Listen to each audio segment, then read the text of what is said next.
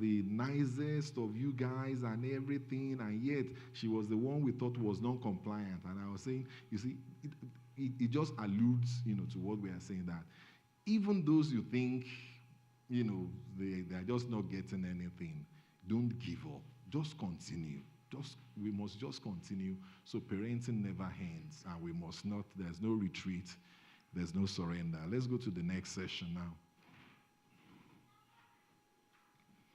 So I thought I'll give you suggestions for parents of babies and children under 13.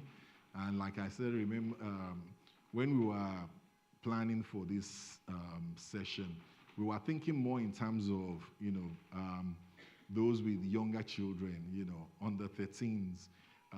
And I think this is very important because the Catholics will say, give me a child when he's 2. And when he's 7, I will give you a Catholic.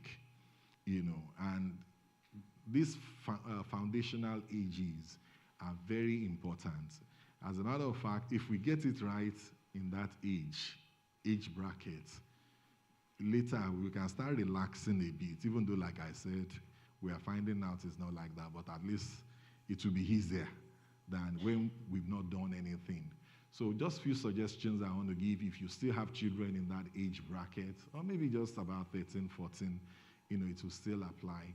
So first one, I've said is go with the flow. Go with the flow. No two children are ever the same. You can have them, they might even be identical twins. It doesn't mean they will be the same. Go with the flow. And what I meant by go with the flow is that you have 2 children. One might be compliant, the other might not be compliant. Or let's say one is an extrovert, the other one is an introvert. Just flow with their character. Don't try to, don't try to use the style you are using for the extrovert for the introvert. No, look at that child. See how they are make up, and go with that flow. Just follow them. Find the style that works for them. The other child, find a style. Customize your parenting style for whether they are compliant or non-compliant, introverted or extroverted. Find what will work.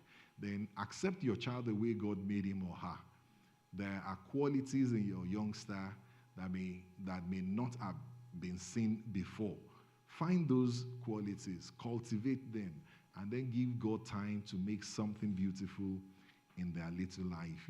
I think this is very important because many times, I don't know, some of you will remember, even when we were growing up, when you misbehave, our parents will be shouting at you, can't you be like, so-and-so? Look at so-and-so, But the truth is that so-and-so is different. My demeanor is different, my temperament is different and everything. So we must understand, each child and, find a way of working, with them. Point number 2 is to grab the rein of authority, early. For me, I think this is, when I look at parents nowadays, for me, this is the most important point. Because nowadays I find that, this generation of new parents, they see their children more like their friends, rather than like their children. I see parents, they are negotiating everything, having a dialogue, When you are that age, there's no dialogue. As parents, you must be the one in charge. You must, right from early, establish who is the boss in the house. I used to tell my children, there is only one man in this house. If you want to be a man, you go and establish your own place. There is no controversy about it. There cannot be 2 bosses no 2 captains on a boat. From very early, as parents, you must grab the authority. So, and just some words from Dr. Dobson, just to bring home the point. Like I've said, if you read Parenting is Not for Cowards, all of these things are there that I'm sharing with us today. So take charge of a strong-willed child during the early years of his life, not by being harsh, gruff, or stern. Instead, the relationship is produced by confident and steady leadership. You are the boss. You are in charge. If you believe it, the child will also accept it. Look, there was an example we cited. So, said a mother of a 6-month-old baby called the doctor and said, "Oh, doctor, I think my child has fever." So the doctor said, "Oh, have you checked this temperature?" The woman said, "Oh, he wouldn't allow me to insert the thermometer." How can a 6-month-old baby, determine whether you insert the thermometer or not? He's only 6 months. It's not a matter of negotiation. You must insert the thermometer, whether he wants it, whether by pleasure or by pain. One way or the other, that baby must open his mouth, and you must be able to check, the temperature. And the same is true for so many, there are so many examples, we can cite. I remember when we first had our son, one of our friends came round and he said to us, "So, as he started asking you to go to McDonald's," so we said to him, "What's McDonald's?" If we take him to McDonald's, it will be because we want to go. He said, "You wait. When he gets to a particular age now, you will have no choice." Yeah, I said, "Not in this house. Not in this house." We as parents, you must be assertive. And, like Dr. Dobson says, it's not about even being, harsh or, cruel or anything. You must just be assertive, about what you want and how you want it. And I'm going to be citing a lot of examples because I think, for me, it just brings some of these things home. We went to one of my cousin's place, my wife and I. When we entered our place, goodness, the whole wall was like blackboard. That boy drew on all the walls in the living room. When I entered, my eyes almost popped out as I looked at the wall. So by the time we finished and we were going home, and the mom said, I said to my cousin, "Okay, let's just pray with you before we go." So she went to call the boy. When he told the boy said, "Pray again." I wasn't disappointed because I already saw the wall. See, the wall has told me the kind of, relationship in that house. Because how can you have a living room and it looks like a school blackboard? By the grace of God, when our children were young, thankfully my wife is there. If you come into our house, there is no pen on the wall. No pen. Absolutely no pen on the wall. And even when you get to our place, by the time Dr. Wally started having Oluwaluna and whatever, when they come to my place and they are coming for my remote, I'm just looking at them because by that time I was a grandpa, you understand? But when we had our own children, my children, until they were over 10, they weren't touching remotes. There's nothing like touching remote in our house. What channel do you want? I will put it on it for you. Then you sit down, you watch.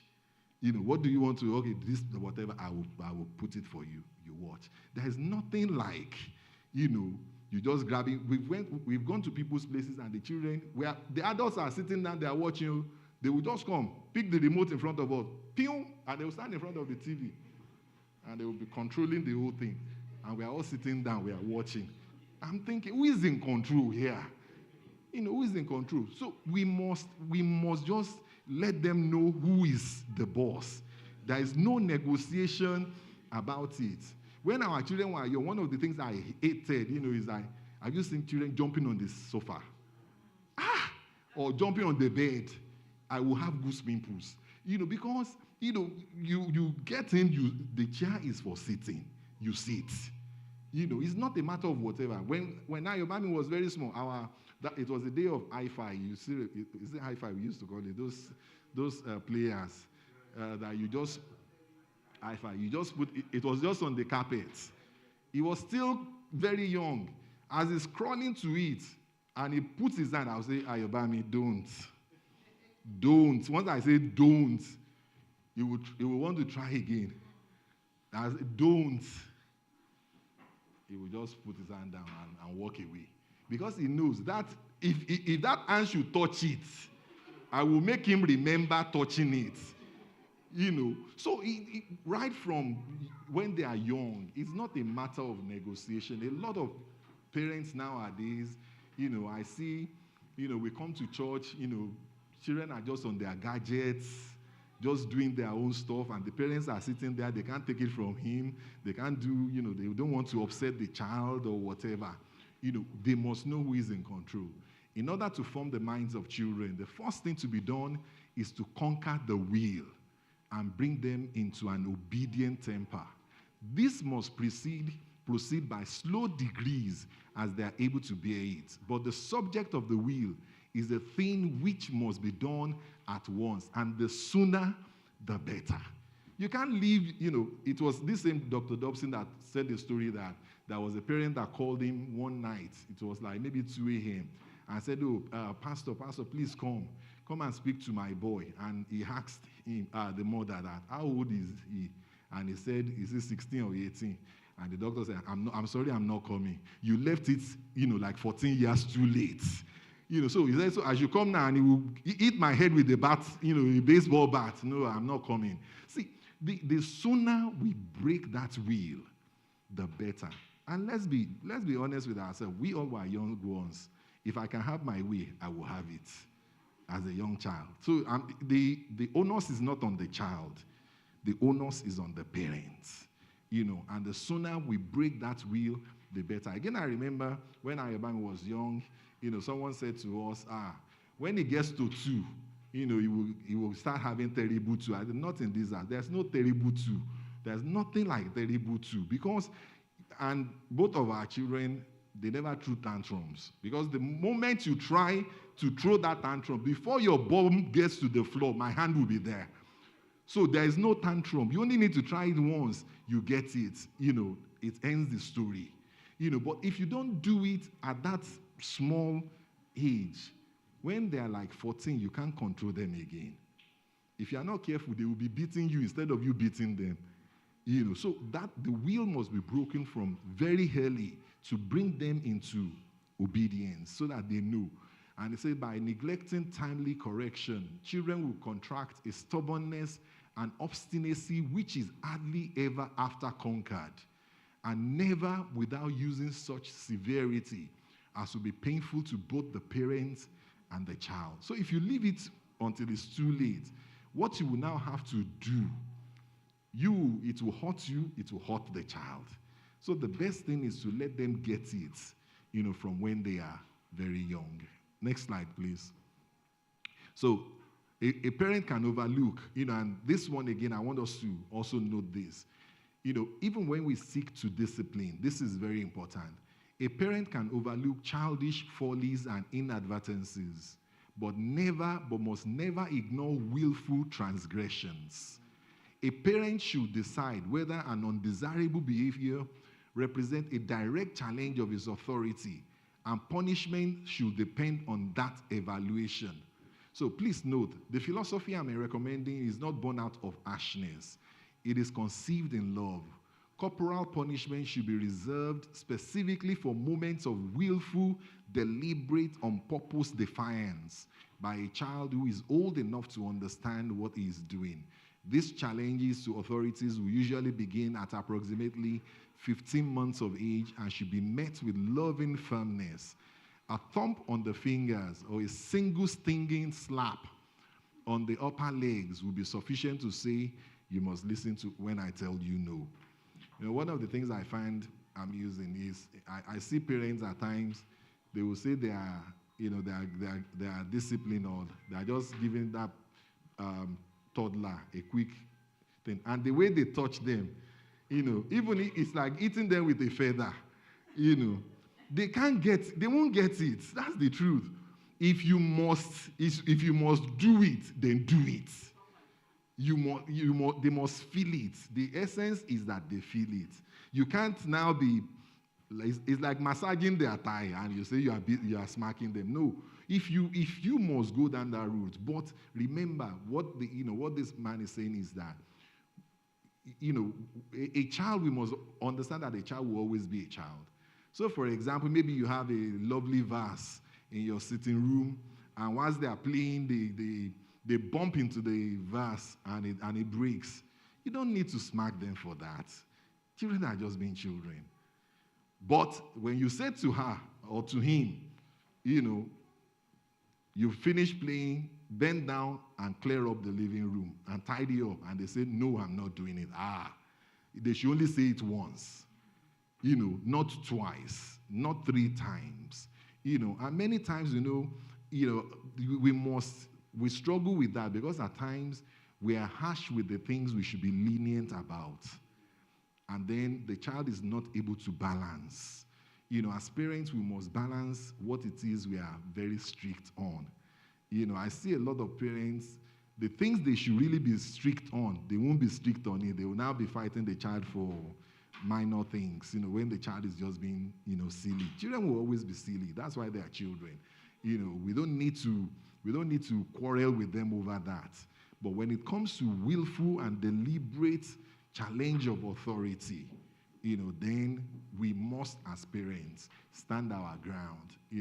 By your persistence, you will establish yourself as the leader to whom the child owes obedience. At the same time, however, you must seek numerous and continual ways of telling your youngster how much you adore him. That formula of love and discipline has been tested and validated over many centuries of time, and it will work for you. So even though we are talking about discipline in this section, as parents, we must also remember there must be a balance between love and discipline. If you are always just the type that the only time your children gets a reaction from you is when you want to discipline them, it's wrong. There's no balance. The same passion with which you love them must be the same passion with which you discipline them. That way they will take you seriously. And then that way they will be able to balance in their mind, that is not that, you are just cruel, or harsh, is because you have a greater goal in mind. Our third suggestion is help your child to establish an unshakable faith in Jesus Christ. And for me, I think this is our most important role, as parents. Some of us, we are so fussy and particular about education, and rightly so. But many times I see parents who are passionate about education, but totally relaxed about faith, and that is wrong, because you can have an educated fool in your house, As parents, our goal, and I remember my dad used to say this over and over and over that, in fact, my dad was one that, if you like, be the last, come last in your class. He won't even say anything. He will just tell you, don't worry, he will still read. It's just that you will read it as an adult. That's what he will tell you. So, and mind you, my dad was an educator, but he never, in all of our years growing up, if you fail, you will still be coming home. Like some children, when they fail, the whole holiday, they can't play football. It's not like that with my dad. You fail, you come, and then you say, and you are even trying to pretend that, I don't want to eat. You say, I didn't can share any. You want to over me? Eat, you must eat your food. Eat. And the next day, you've been reading. And at times we'll just be pretending as if we are reading and reading and reading. And then we'll come, how long have you been reading? Father, go and play. You see, but his philosophy was that if a child is balanced faith-wise, every other thing will start to find balance in your life. That was his philosophy. He never hassled us with, education or whatever, and we must, as parents, we must get our priorities right. Pray for them when they are in the womb, So our prayers for our children should not start when we've given birth to them. Even from the womb, start to pray for them. Pray with them from birth until they have been discipled and can start to have their own devotion. I want to especially, appeal to the fathers in the house, because many times as fathers, we are too busy to be involved, but when we have children that, this age bracket, it's very important that they see daddy also involved. Let's pray with them in the morning, pray with them at nighttime, when they're going to bed, when before you open the door and they go out to school, pray with them. Or if you drive them to school, before they drop from the car, pray. And I'm not talking pastoral prayer, you understand? It's not pastoral prayer. You don't need to pray 15 minutes before they get it. Some of these prayers is to teach them the diligence of prayers. They are quick, short, sharp prayers, but it will punctuate their days and they will understand that prayer is important, to you. Pray with them before they start their meal, don't just put the food in front of them, even when they are very young. Take time, teach them. I think that was the time we went to Sister Titi Layo's house, and we were just praying, and Tibe, from where he was saying amen for us. It just shows that praying is done. We must surround them with prayer. Pray before they leave school, pray at bedtime. All of this, praying is so important, when we are nurturing their faith. Then, buy Bible story books and find time to read those story books. I remember when our children were young, they would say to my wife and I, there are some nights you are just tired. You just say, let's pray.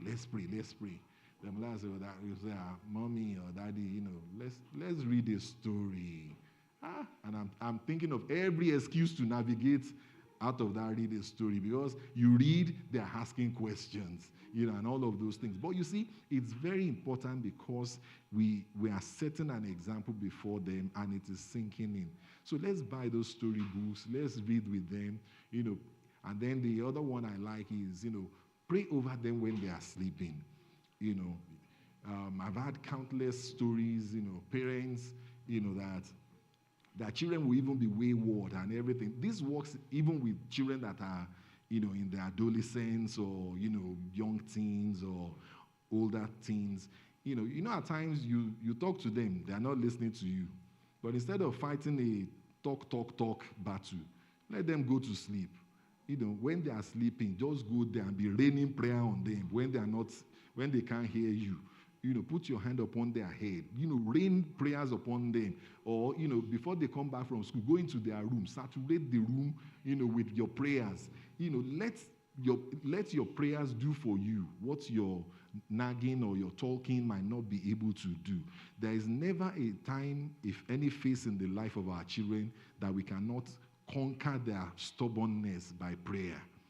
We must just learn to pray and pray and pray. Even when they are there. Now, I know parents that they will bring out all their clothes and pray over those clothes. So that when you are wearing that clothes, the Spirit of God will arrest you.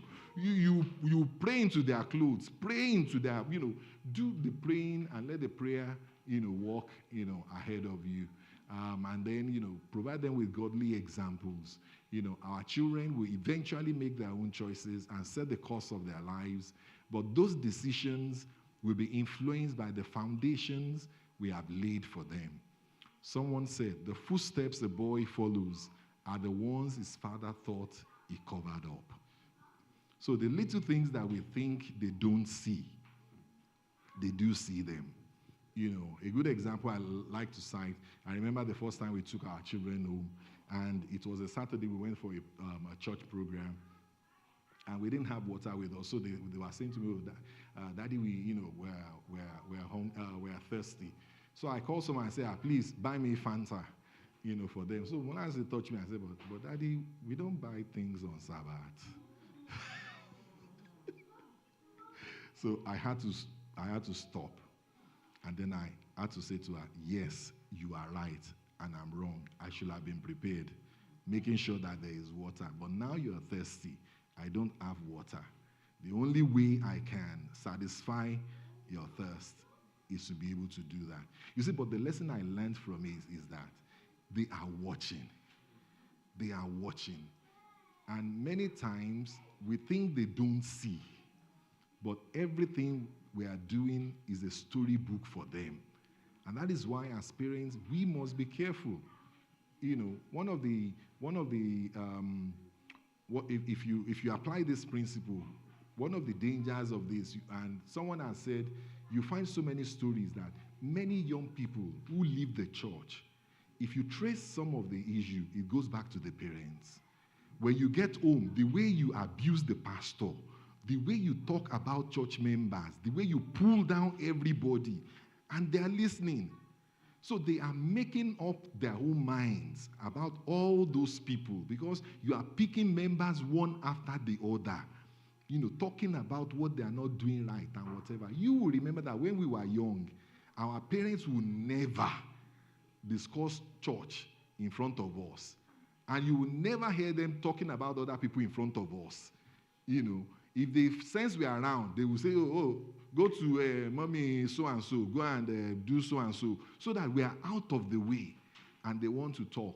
And also that when we were young, it's not the days like our days. Like now, when you have a visitor, our children will also come to the living room.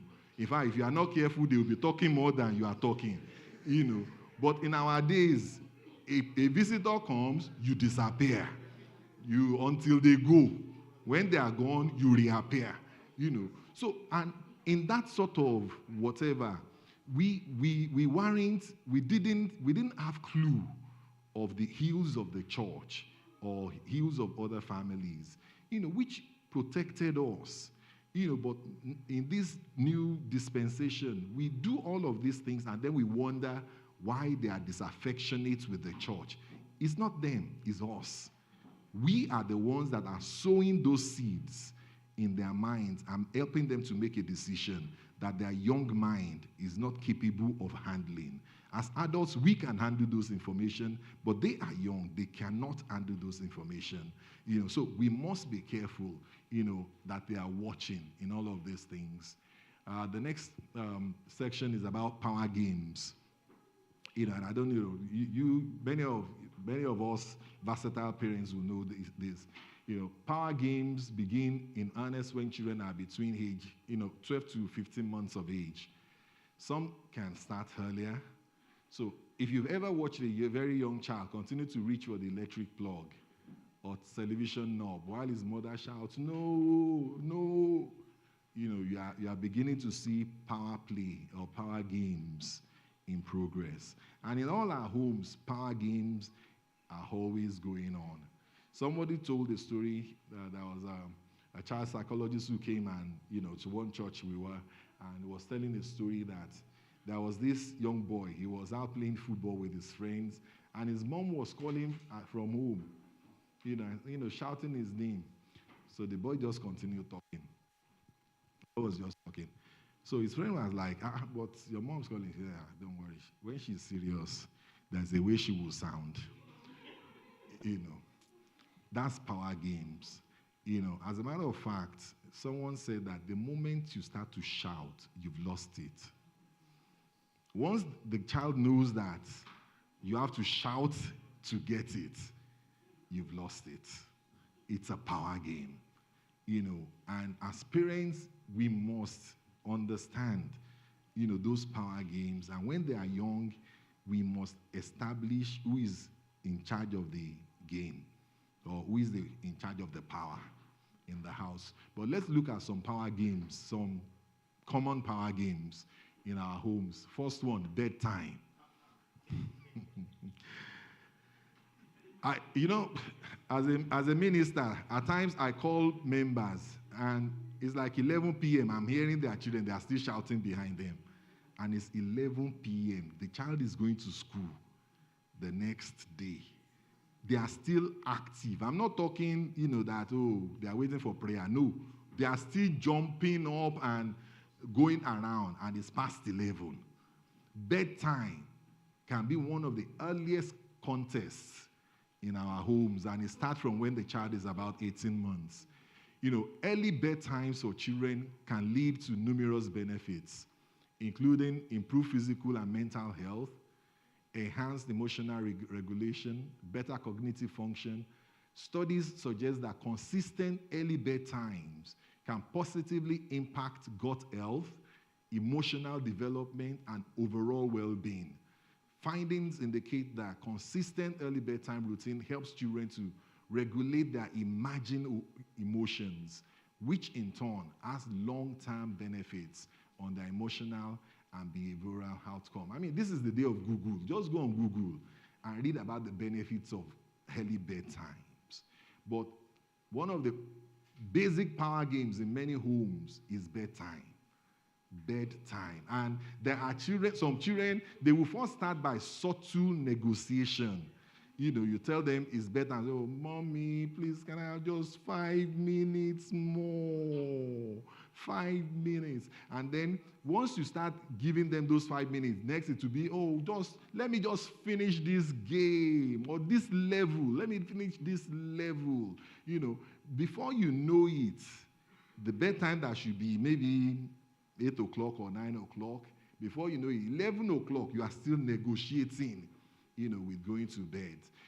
And there are many times, you have, and there's the usual one, like the time you ask them to go to bed, and so they will start calling from the bedroom, can I have a glass of water?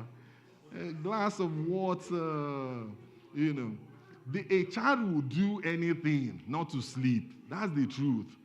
Anything they can do, they will do it. And the truth is that we have all played that game, haven't we? We've all played the game. We were once like them. Sometimes my children were, Daddy, how did you know? I said, because I was your age too, before. They will do anything. But as parents, we are the ones that must tell them we are in control. In this power game, I'm the winner. I'm always the winner. You don't want to go to bed. And my wife will remember there was the classic case, with, was it Molayosi? Go to bed, she won't go to bed. In fact, some few times I will wait for my wife. She still used to work shifts those days. So you don't want to sleep, I will show you, But this particular one, she was also there. We were talking, our friend was around. We put her in bed, and then she will cry. 30 minutes, this girl is still crying. 1 hour, she's still crying. 1.5 hours, she's still crying. And my wife, wanted to, start getting on my wife. My friend said to her, you get up, you yield that ground today, you've lost forever. She cried. That night, she cried. But, eventually, when you cried so much, what will you do? You sleep. Don't yield your ground because of any manipulation. Don't let any manipulation must not work. We must be consistent, with these power games. One of the things, is that we think children are not wise. But honestly, I think they are wiser than us. I think they are wiser than us. See, every child knows what makes you tick. They know how to switch your button. They can, in 1 minute, they can appeal to your pity. In another one, they can appeal to your hunger. They can just be switching you, as they want. But you must not yield your ground. Bedtime must be consistent, and they must get it. That is the time, And one of the things I find is that, as black people, I find that there are so many white families. They are not harsh. They are not cruel to their child, but when they just say bedtime, the children will just gladly go to bed. Bedtime, but black children will be begging them, will threaten, we will do everything. They won't go to bed. But those little white boys, they've had their sandwich and with peanut butter sandwich, 7 o'clock, mommy will just say, okay, Harold, is bedtime. Oh, bedtime. What is it that they are doing right? We must learn how to win those power games. The next one I like, another power game in our home is food time. See, this food time, I hate it with a passion. The food table becomes almost like a battleground. There was a time we had one of our friends, they came around and their children. In those 1 week, I almost lost my mind. Because, if my children, I know how I handle my own children, but they're my friends' children. I didn't want to, This girl, or they will ask for like 6 types of cereal. In 1 month, they will say, crispy pop, cornflakes, whatever. And we had to go to Asda to buy all the times. And even when you put all the 6 in front of them, say, nah, I don't want to eat. And then the parents, you now be begging them and pleading and doing also. See, if a child doesn't want to eat, they don't have to eat. They don't have to eat. As a matter of fact, this is the example I cited there is even from Dr. Dobson. You give them a food, they say no. Just cheerfully pack it away and put it in the fridge. They come back 1 hour, they say, I'm ready to eat. You bring the food out. Thank God for microwave. You warm it. Cheerfully. You see, the problem with us is that we'll be so, our face and everything is worked up, we're annoyed and everything. No. They ask for it just cheerfully. Oh, sweet darling. You bring the same food back. You put it in front of them. If he looks at it and says, I'm not eating, you just say, oh, no worry. Next time we'll do. You put it back in the fridge. The next time he asks for food, you bring it out. See, there is no child. At a point, hunger will take over. Hunger will take over. My wife is there. She remembers. Our children, they didn't like beans. And, of course, Ayobami was more compliant than Molayosi. And Molayosi, one night I was feeding her beans, and she threw up. I didn't smack her. I didn't do anything. I just packed everything, went into the kitchen, poured another plate of beans, came back, and I started feeding her again. Like 2 times she threw up. It didn't bother me. I just clear it up, go there, bring another one.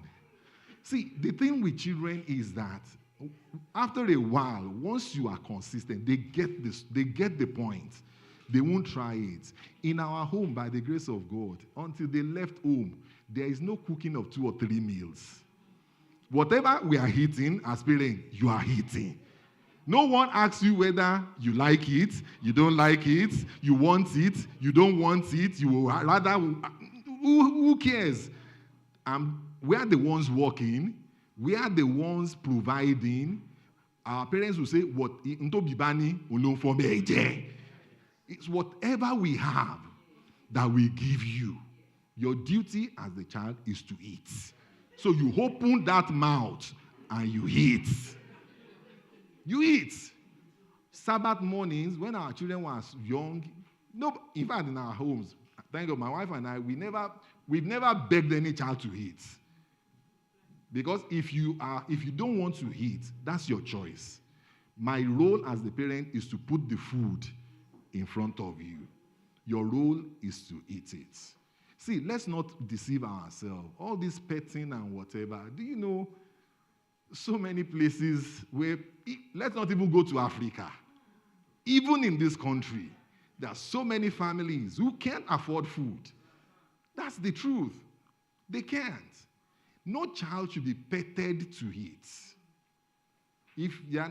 At times our children will say, Daddy or Mommy, I'm starving. I say, you've never starved before in your life. Don't use that word. I don't want to hear that word. You've never starved. You don't know.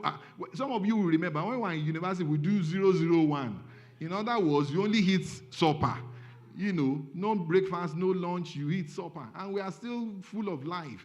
The truth is that, and that's why, even Dr. Dobson said it in this way. He says, do not fear the physical effect of hunger. See, if a child does not eat for one day, they won't die. Let me tell you, they will not die. If they don't want to eat one day, don't beg them. Why are you begging? How can you be someone that has a mouth, that has appetite? Why must I be begging you to eat? If you don't like it, when you grow up, don't eat it. When we were young, in some of our homes, we drank pap. How many people drank pap? We drank pap, like cornmeal. We drank pap, it was almost coming out of our ears. When I was coming to the UK, I said, thank God, no more pap. No more, but ask me now, 20 years later, what am I eating? Pap. See, when it comes to food, my belief is that no child should be petted to eat. Every child, at one point, you will get hungry. Yeah, you may not like it. It doesn't mean you must eat what you like every day. And as parents, we will also make sure we give them what they eat, what they like from time to time. But on those odd occasions when they just don't like it doesn't matter. Let them still eat.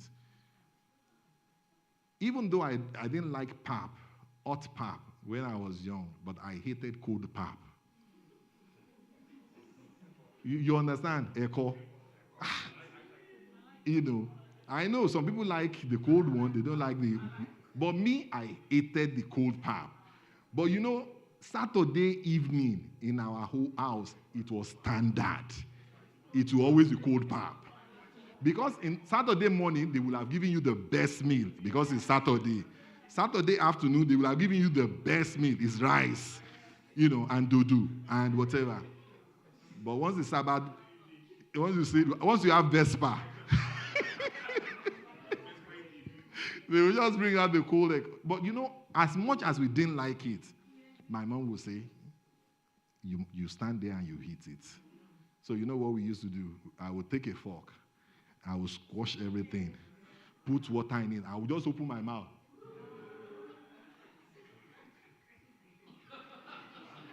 Supper is done. And you go. See, this generation, let's not treat our children as if they are eggs. They will not break. And if they break, they will not die. Just because they miss one meal is not the end of the world. Please, food time. Next power game. Let's look at the next power game.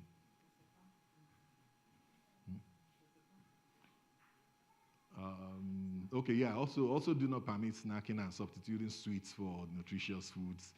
Because at times, it is because of all those sweet things that normal food is not appealing to them. So we must also watch it. At times it's like parents, we are the one creating the Frankenstein that is biting us. So we must watch out for that. Next power game, schoolwork. And this man said that there is no greater source of conflict between generations today than schoolwork. And especially that portion assigned to be done at home. This is a battlefield where all advantages fall to the youngster before only he knows for sure what was assigned and how the work should be done. When it comes to schoolwork, I don't even know what to say. Because when Molayosi was young, and some of you will still remember Kumon, and we will try to get her to do Kumon. The number of pages they will give them might be like 50 or something. Suddenly, during the week, you just discover you only have like 20 sheets left. And then one day when you are hoovering the house, you see behind the couch, under the carpet, inside the cabinets in the kitchen, it's all over. And schoolwork can be a big power game, within homes. But as parents, we must find what works. In fact, you remember there was, one of our members there, the son so hated Kumon, the mother will say, you do your Kumon or I smack you. The boy will smack me. He prefers to be smacked. So what do you do when that child is even ready to be smacked? You just say, smack me. But honestly, in our place, I didn't struggle with it because remember, like I said, my dad will never force you. So it was never an issue for me. If you like, do it. If you like, don't do it. Should be our days, you can repeat a class. Abi? But at least they won't repeat. They'll just be pushing them. Pushing them. One day you will get it. You will get it. So, but schoolwork can be another power game. And the last one I want to share with us is gadgets and computer games. And honestly, when it comes to these, again, I've put there some of, the findings in terms of the adverse effects on children, excessive and inappropriate computer use, games, sleep disturbances, social and emotional issues, increased aggression, social isolation, academic difficulties, aggressive or suicidal behaviors, impact, on attention. All of these things, they've been well documented online, as the effects, of all these, gadgets and computer games. And, I myself, you know, when our children were young, because of what happened to me, because 1984, when I wrote my first, GCSE, like they call it here, the reason I failed was because of these computer games. Because when, instead of studying, I would just stay, and that time, our parents, they didn't know so much about computer games. So, in those days were just the days of infrared. We only had infrared computer games. So my dad would say, put off your light, put off your light. What they didn't know was that the game is best played when the light is off. So if they we'll just put off the light. Then under the thing, you just stay there and be playing away, playing to the night. I had just one paper, in 1984. So when our children were young, I purposed in my mind there was no computer games or anything. As a matter of fact, Mulai asked me, Daddy, is it because we can't afford it? I said, no, it's not a matter of affordability. It's a choice, that we are making. And whilst I can't say, legislate that, they can't have it or they shouldn't have it in your homes, each as parents, I think each one of us must look at how to balance, and make sure that we are not with our own money. There are some things that are difficult for me to say in English, but you can translate for those who don't speak Yoruba. Say, alakowe fowораkú. We are the ones, we are paying our own money to buy things that would adversely affect, our children. I think it's a shame, because you buy it and now they are not doing well. So we must look at it. I remember when our two started having mobile phones, every evening, just before bedtime, you put it on the buff. That's where it stays. We will charge it for you. Tomorrow, we will give it to you. But you drop it. In fact, if you still go to some churches in the South England Conference, once they come in and they are going to their classes, they have a basket. They have a phone basket. All of you must drop your phones before you go into class. But here, many times we see children, they are just playing away, even during the service, and then they say, oh, the service is boring. Why won't it be boring? Because all you are watching is karate and all those things jumping and flashing around, so they can't sit still again. And let me even say to you, some of you remember when we were still in New City, primary school, even during service, there was one of our young boys at that time. I was coming back from the bathroom. He was watching porn. The service was going on. So what I'm saying is that these things are real. These things are real.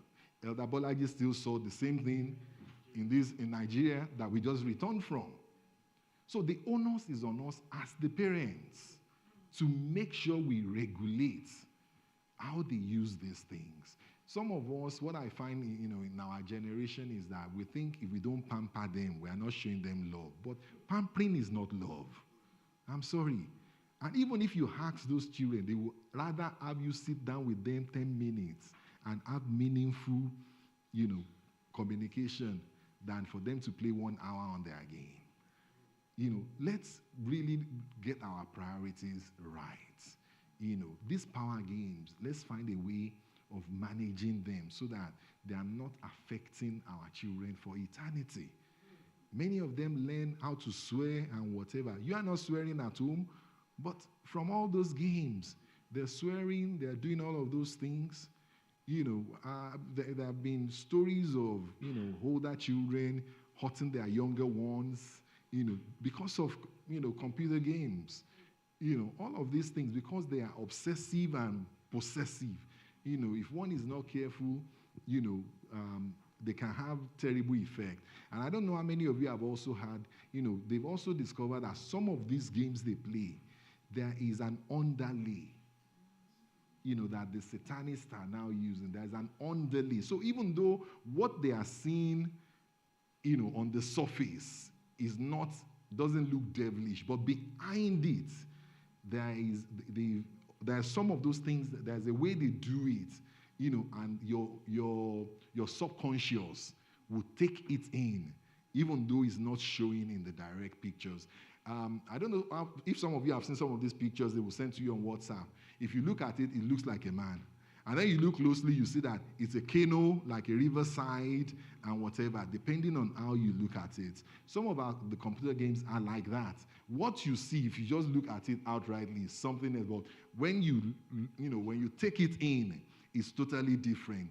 But what happens is that your subconscious picks up the underlying, images, even though subconsciously it's not showing. So we have to also be very careful, the effect all these things are having on our children. Last section is on practical suggestions for 21st century Adventist parents. And here I'm just trying to be real. I will just say it, some of you may disagree with me, but you know what?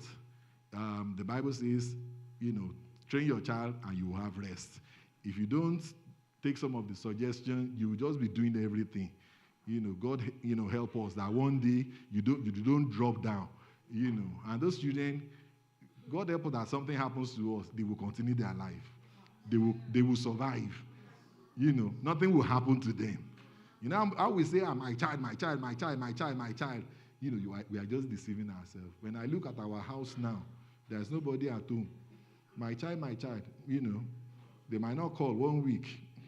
My child, my child, my child. Don't deceive yourself. We only have 18 years. All this, my child, if it's not done this, it's not done that. We are just deceiving yourself. Because the moment they leave, whilst you are sad, they are happy that they are gone. But let's look at, practical things at home. One I've said, please involve them in house chores. They have more energy than you. That's the truth. And they have all those excess energy that they are using to jump on the bed and the sofa. Let them use it hoovering the house, doing all those things. If your child is not hoovering by the age of 10, you are pampering them. If they're like 10, you shouldn't be hoovering again. They are like 10, 9, or whatever. Stop hoovering. Why are you hoovering? When you have them in the house, you have 2 hoover carriers in the house, and you are still hoovering. Why are you hoovering? So let them do, that hoovering. If your child is not cooking by age 13, and remember I've said all safety parameters in place, just to be, politically correct, Before you say it's pastor that said so and so, please. But by age 13, your child can't boil water. Age 13, they can't boil egg. They can't fry dodo. And every meal they are asking, what do you want? I want dodo. And you're always frying. What do you want? I want spaghetti. You're always, something is wrong with that home. By the time they are 13, there was a mother that approached my wife, in the church we used to go, and she said, the daughter was going to uni. I said, she can't even boil water. Imagine, at like 17, 18. And so, you see, the thing with parenting is that many times we don't understand that we are, how do you say it in English? We are doing ourselves. We are the one, because the child cannot cook by 13, 14, 15. When he goes to uni, you'll be paying for all his eat-outs. You are the ones that will be, sponsoring all the fast food that he will be eating just because he can't cook. That means that before he gets to the age of going to the university, he must be able to cook. You should be able to have your Sunday morning line-in. When you have like a 13-year-old in the house, they should be able to fix breakfast for themselves. They shouldn't still be waking you, Mommy, come and make me breakfast. You should be asking them, show me your 2 hands. When they start, will say, what is wrong with them? What's wrong? If you are that age and you still want me at my age to still be cooking for you every meal. As a matter of fact, when they are like that age, even if you cook on Sunday and you cook in big bowls and you just put it in the fridge, every day they should be able to go there, warm it up for themselves, and eat. You shouldn't have to be doing all the cooking for them. I'm a man. At age 10, I was already doing Eba. I can do Amala at age 10 because my mom will have nothing to do with this because he's a man, he can't cook. No. I have 4 younger ones. By 11, 12, they can leave them with me. I will do all the cooking, for them. When you have a 13-year-old, there are some things you shouldn't be doing. I remember there was a December 31st, when after crossover night, I said to my wife, I said, from January 1st, please, my dear, I'm not hoovering again in this house. Why should I? So they will now, and the cheek of it, sometimes when you are hoovering, they will be raising up their leg. And you'll be hoovering.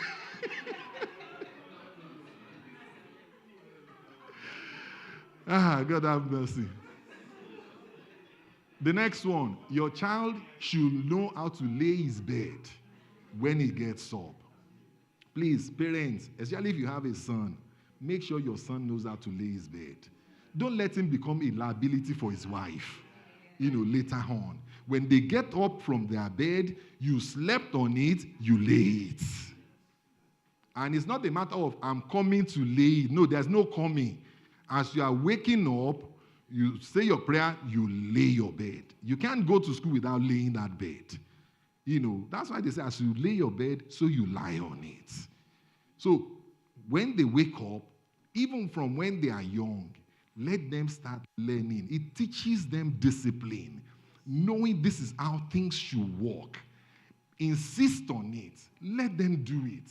That way, you will have less trouble, running after them. Your child should know how to iron his school uniform before or by age 11. By 11, if they are going to secondary school, aren't they?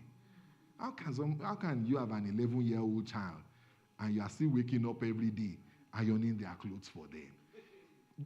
Our parents, tell me, which of our parents were ironing for us at 10? And remember, we don't have electricity. We didn't used to have electricity. Remember those charcoal iron? And you still put those charcoal, you still iron, and you get to school, your gator must stand. Your gator must show. It's not a matter of all these, pum thing. No, they look at your gators. It must be there. They must be able to do, those things. If he messes it up, he must tidy it up. It's not a matter of, if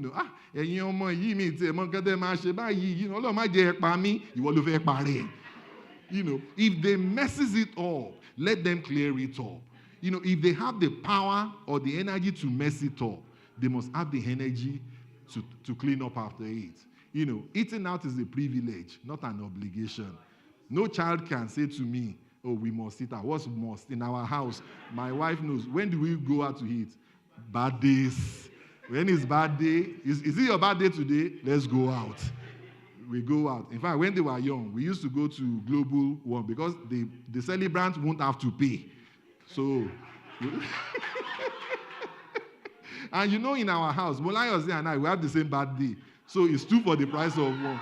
We go out that day, we're only paying for 2 people, So please, they can't just be saying, for some of us, our homes are like, electronic ordering place. Every day you are ordering. Today, Indian is knocking. Tomorrow, Chinese is knocking. Next day, fried whatever is knocking. Why? And let me also say to parents of, girls, don't create a problem that the husband will not be able to deal with. You may be able to afford it. What if the husband can't? And then the girl grows up thinking that is how normal life must be. So he starts putting pressure on the husband. We must do this. You must do. No. Please, let them have a balanced life. Let them have a balanced life. Eating now should be a privilege, not an obligation. Teach them about consequences.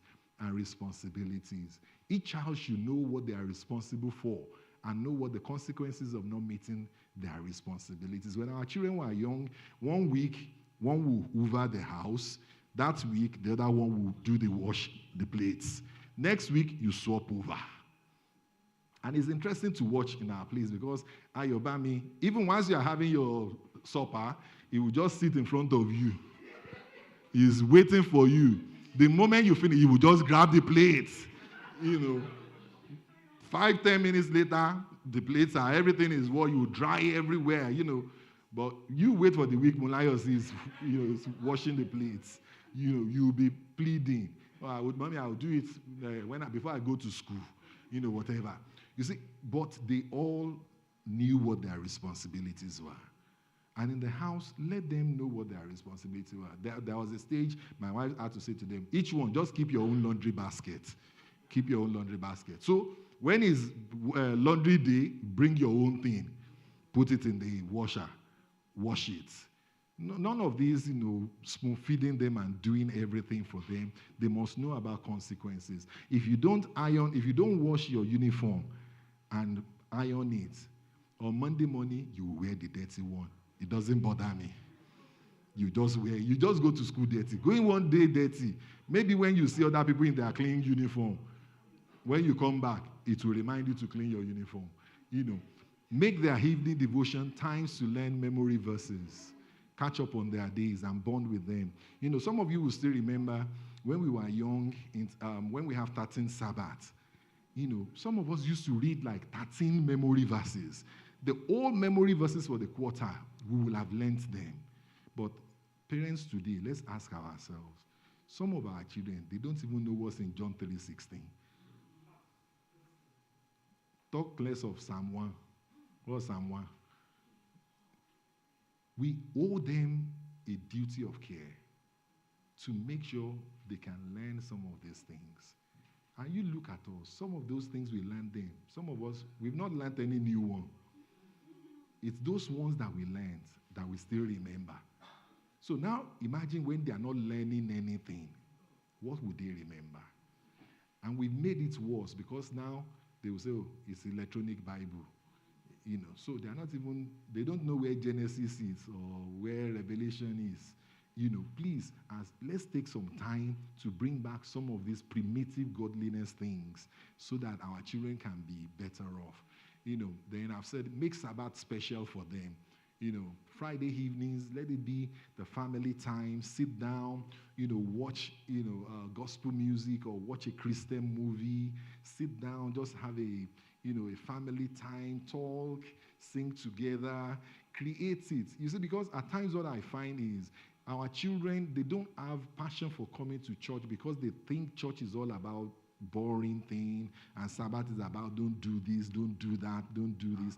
But if you create do's, it will help them to appreciate the Sabbath. So let the do's be like we sit down together, we have a meal, we watch a movie, we listen to those songs. Make it a time that they will remember. Even when they leave home, they will still be longing for those memories that we have created for them. Cook and eat the best meal of the week on Sabbaths. Please, parents, I want to beg us. Some children, they don't even want to eat on Sabbath because Sabbath is just like any other day. But let's make it the time when they have the best meals. That way, you know how a young child, it's called association. When we create those nice things in there, they will associate Sabbath with good food, Sabbath with good music, Sabbath with dressing well. All of those things are important, in their mind so that they will have a good idea about the Sabbath. Differentiate their Sabbath outfits from their usual weekly outfits. Let them understand that only the best is good enough for God. Do you know that if you get into my wardrobe even now, I have my office wear in one wardrobe, my Sabbath wears in another wardrobe. You will never find me going to work in my Sabbath clothes. No, it doesn't happen. Because right from when we were young, we've been taught to delineate, our Sabbath, clothes from our weekly clothes. In fact, when we were young, it was almost like as if those Sabbath clothes have become divine, because the only place we wear them to is just to church. But you see, what I learned from them is the fact that our Sabbath clothes were the best of our clothes, and whereas those other ones, my wife, also remembers when we had Ayobami, one of the first things I said to her, I said, please, as it's growing up, please, I want to beg you, no jeans to church. No jeans to church. And we agreed on it. See, it's not the clothes that makes you holy, but the clothes shows you the importance of that day or what we are going to do. At times it's like saying that we are giving of our best. We are reserving the best, for God. A lot of young people have spoken to me on this topic that, Pastor, why must we always dress formal? The way we dress doesn't really. I know the way you dress has nothing to do with keeping the Sabbath or anything. But at times, the way you dress, creates a mood, around you. So, for example, you will remember when we first came to Blessed Hope, we were worshiping in New City because it was a school playground. Remember how our children used to behave? Because when they come into that hall, all they see is 1 + 1, A, B, C, whatever on the wall. In their mind is still in school mode. There is something about moods and creating an atmosphere. And when a child dresses up formal, he looks at himself. He knows we mean business. We are going to church. It's totally different from when they just appear in their joggers. Because in their mind, once I put on my joggers, it's playtime. It's playtime. And it's the same for even as adults. There are some things we do them, not because they makes us pious or whatever, but it's just about setting the mood and the ambience for worship and everything.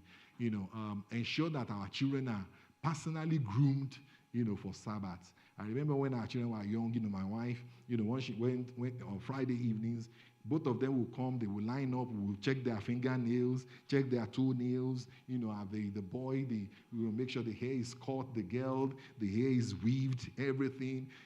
There is always there's always a raft of activities, around the Sabbath, making sure that everyone is all ready for these Sabbath hours. The problem we have, because I know many people will say, oh, there's so much, that we have to do. How can we meet up to all these things? The problem is that you can't leave it until Friday before you now say, I want to start doing it. It will become too much, And I think I've said it before. If you come into our house, by Wednesday, my shirt for church is already hanging, my tie is there, my socks is there, my shoe is in the hallway. Everything, every day I have something I'm doing towards the Sabbath. And we must, teach them to be able to do some of these things so that when they are organized, a lot of things can be achieved without it becoming a burden on us. Our children's self-confidence can be damaged if they keep appearing scruffy in church on Sabbath and they are comparing themselves to other children. Let's never forget that. They are young. They come every day, every Sabbath in their joggers, and then they come, all the other guys are well suited up. Very soon he will start to see himself as if he's less whatever to that child. And it affects their psyche. So please, let's help them to be able to get across, that self-image issue, by making sure. And then, sometimes you give a child a boost, even when they are all dressed up. They like it. They look at themselves. They like it. Sabbath and church life, involve them in preparing for Sabbath during the week. All of these things I've said. Show up on time too. It sends a signal that church and God matters. I find for some of us, we resume work at 7:30 every day, and we are never late to work. But church starts at 10, and we are strolling in at 11. What you don't understand is that child sitting in the back seat, what you are saying to her is that work matters more than church. So when he grows up, he will prioritize work above church or above God. But when he sees you showing the same passion you are putting from Monday to Friday in turning up for church, the child knows you mean business. When we used to go to Holloway Church, my wife and I, Ayabami, will still carry him in his, what do you call those sitters, those car seats, and, we used to attend teacher's class. In Holloway, teacher's class was always on Saturday, not Thursday like we're doing now. Saturday, 8:30, 8:15 to 9:15 is teacher's class. Then service will start at 9:30. Baby was still a baby. We would never miss teacher's class. We're always there. 8:15, we're there for teacher's class, and then we start the service.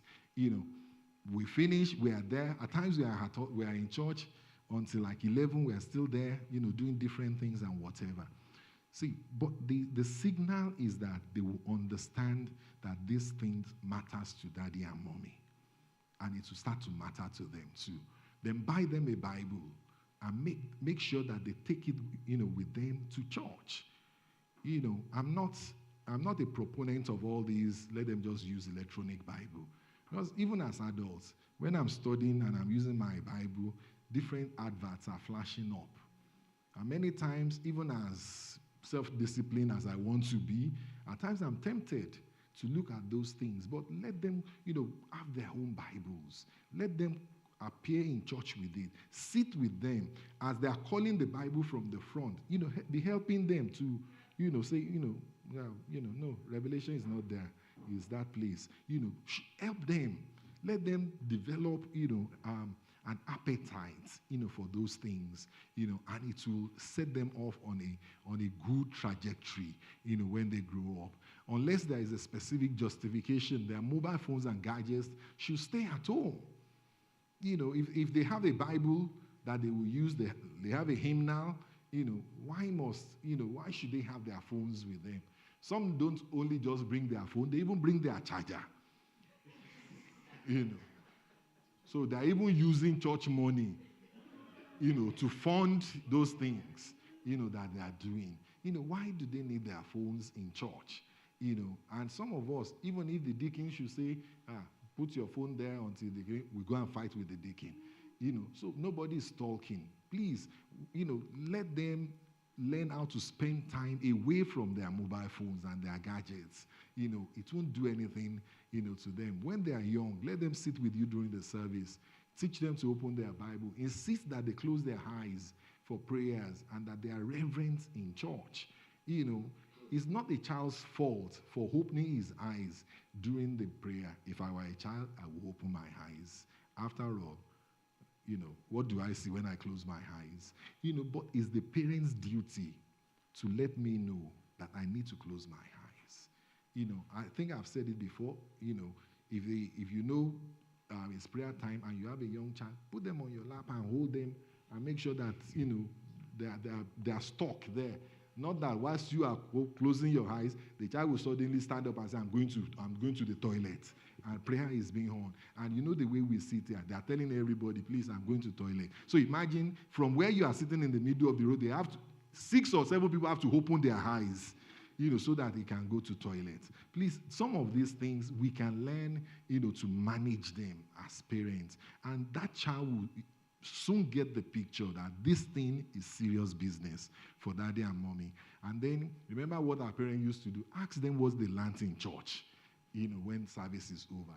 I remember when we were driving to home, when we were young, I hated that drive home. Because that 30 minutes or 40 minutes to get home, you will almost be preaching the same sermon that you heard. Because you have to we mastered how to get the first line. You understand? And the title was so and so. And then our parents would say, so what was the Bible reading? So we started writing the Bible verse down. And they would say, this was the title, this was the Bible reading. Said, okay, so tell me what that verse is saying.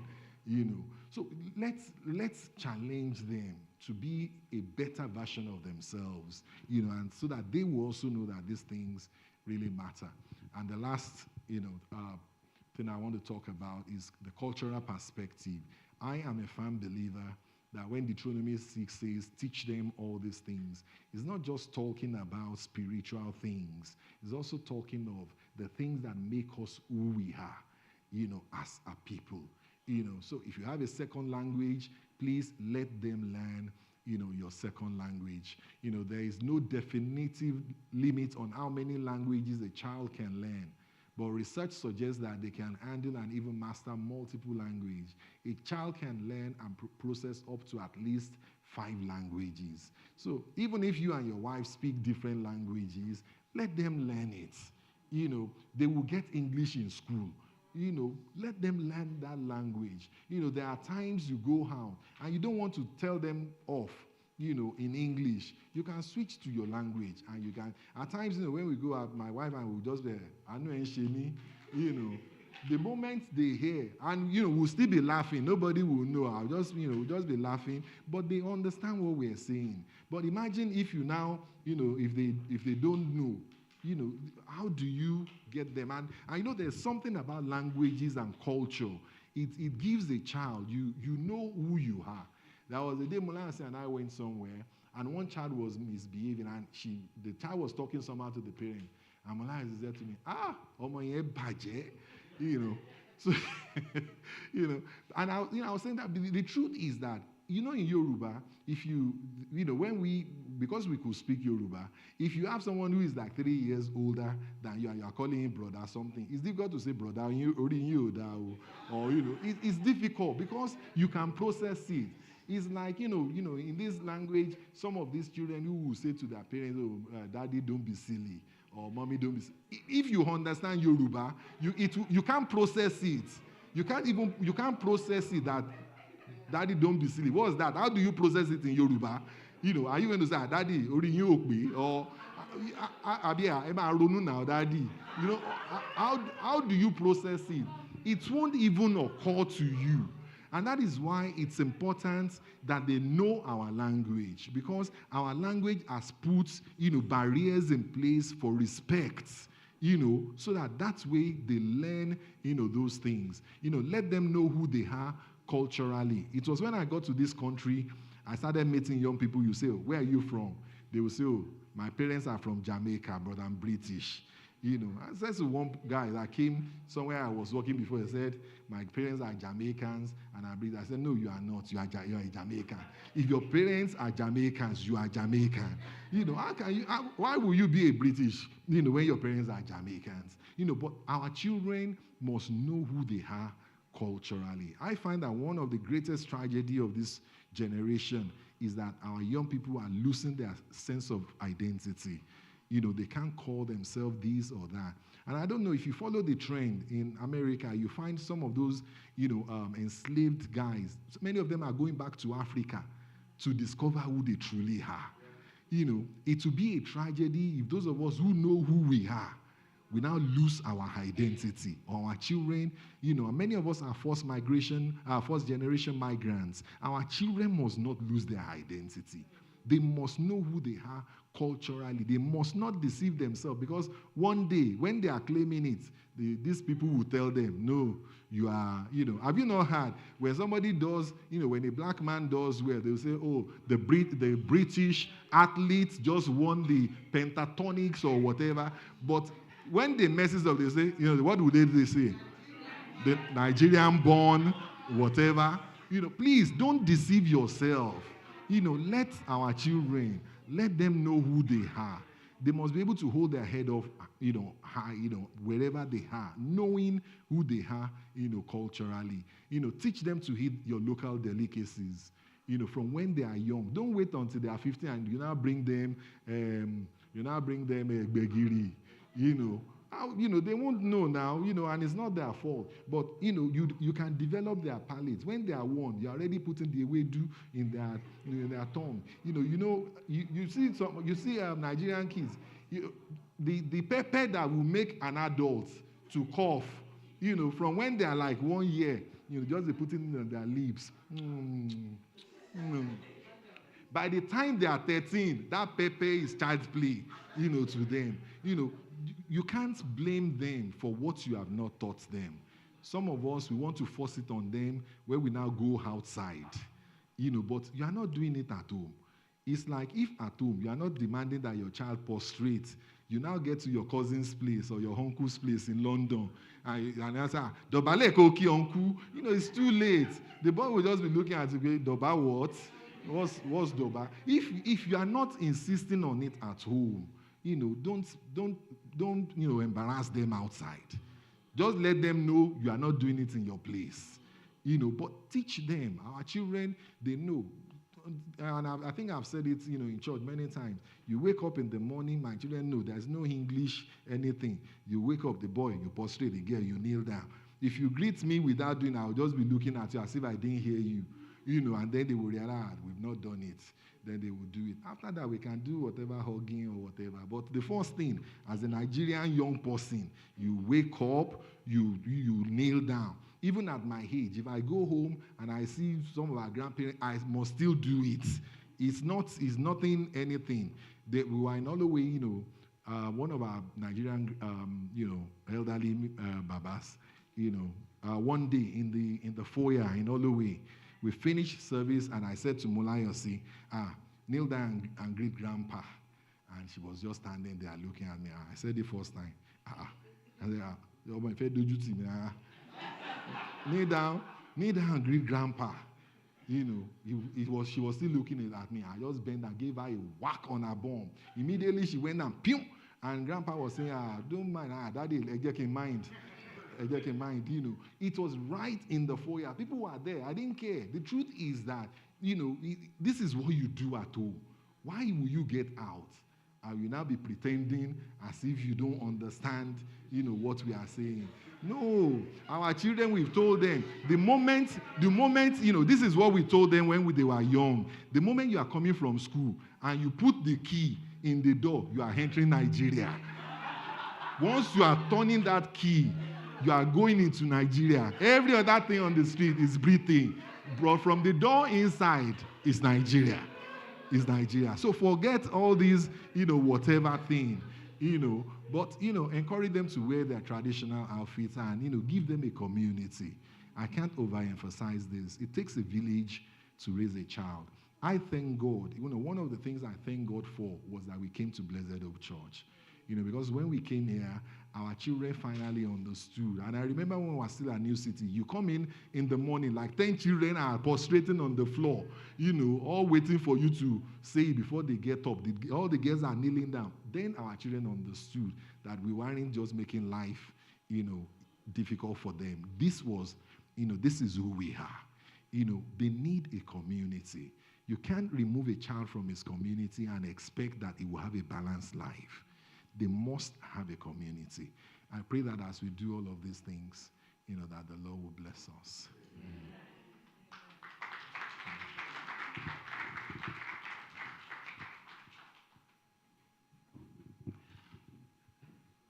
Thank you very much, Pastor, for that presentation. And I think you will agree with me. When he started his introduction or disclaimer, he said, I'm not a parenting coach expert. I mean, what would you say? I don't think a parenting coach would have done better than what you did. So just give him a round of applause. Thank you very much. Thank you, sir. And I so much appreciate how you use your life experiences to try to drive home your points, practical experience. And these are things that you practice yourself. So you're not just telling or teaching what you haven't done.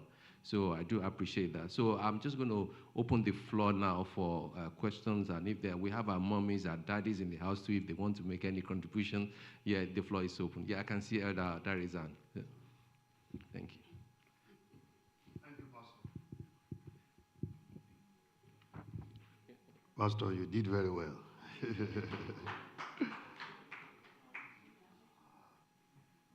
You have taken ages 0 to 13. I'm not doing anyone. There's the teenage years, and there is the young adult. We are in the young adult. And I can identify with everything that Pastor has actually taken us through. And I think as a parent, God has helped us to train the children and God making them whoever they are today. Well, all glory return back unto God. Now we have to deal with young adults.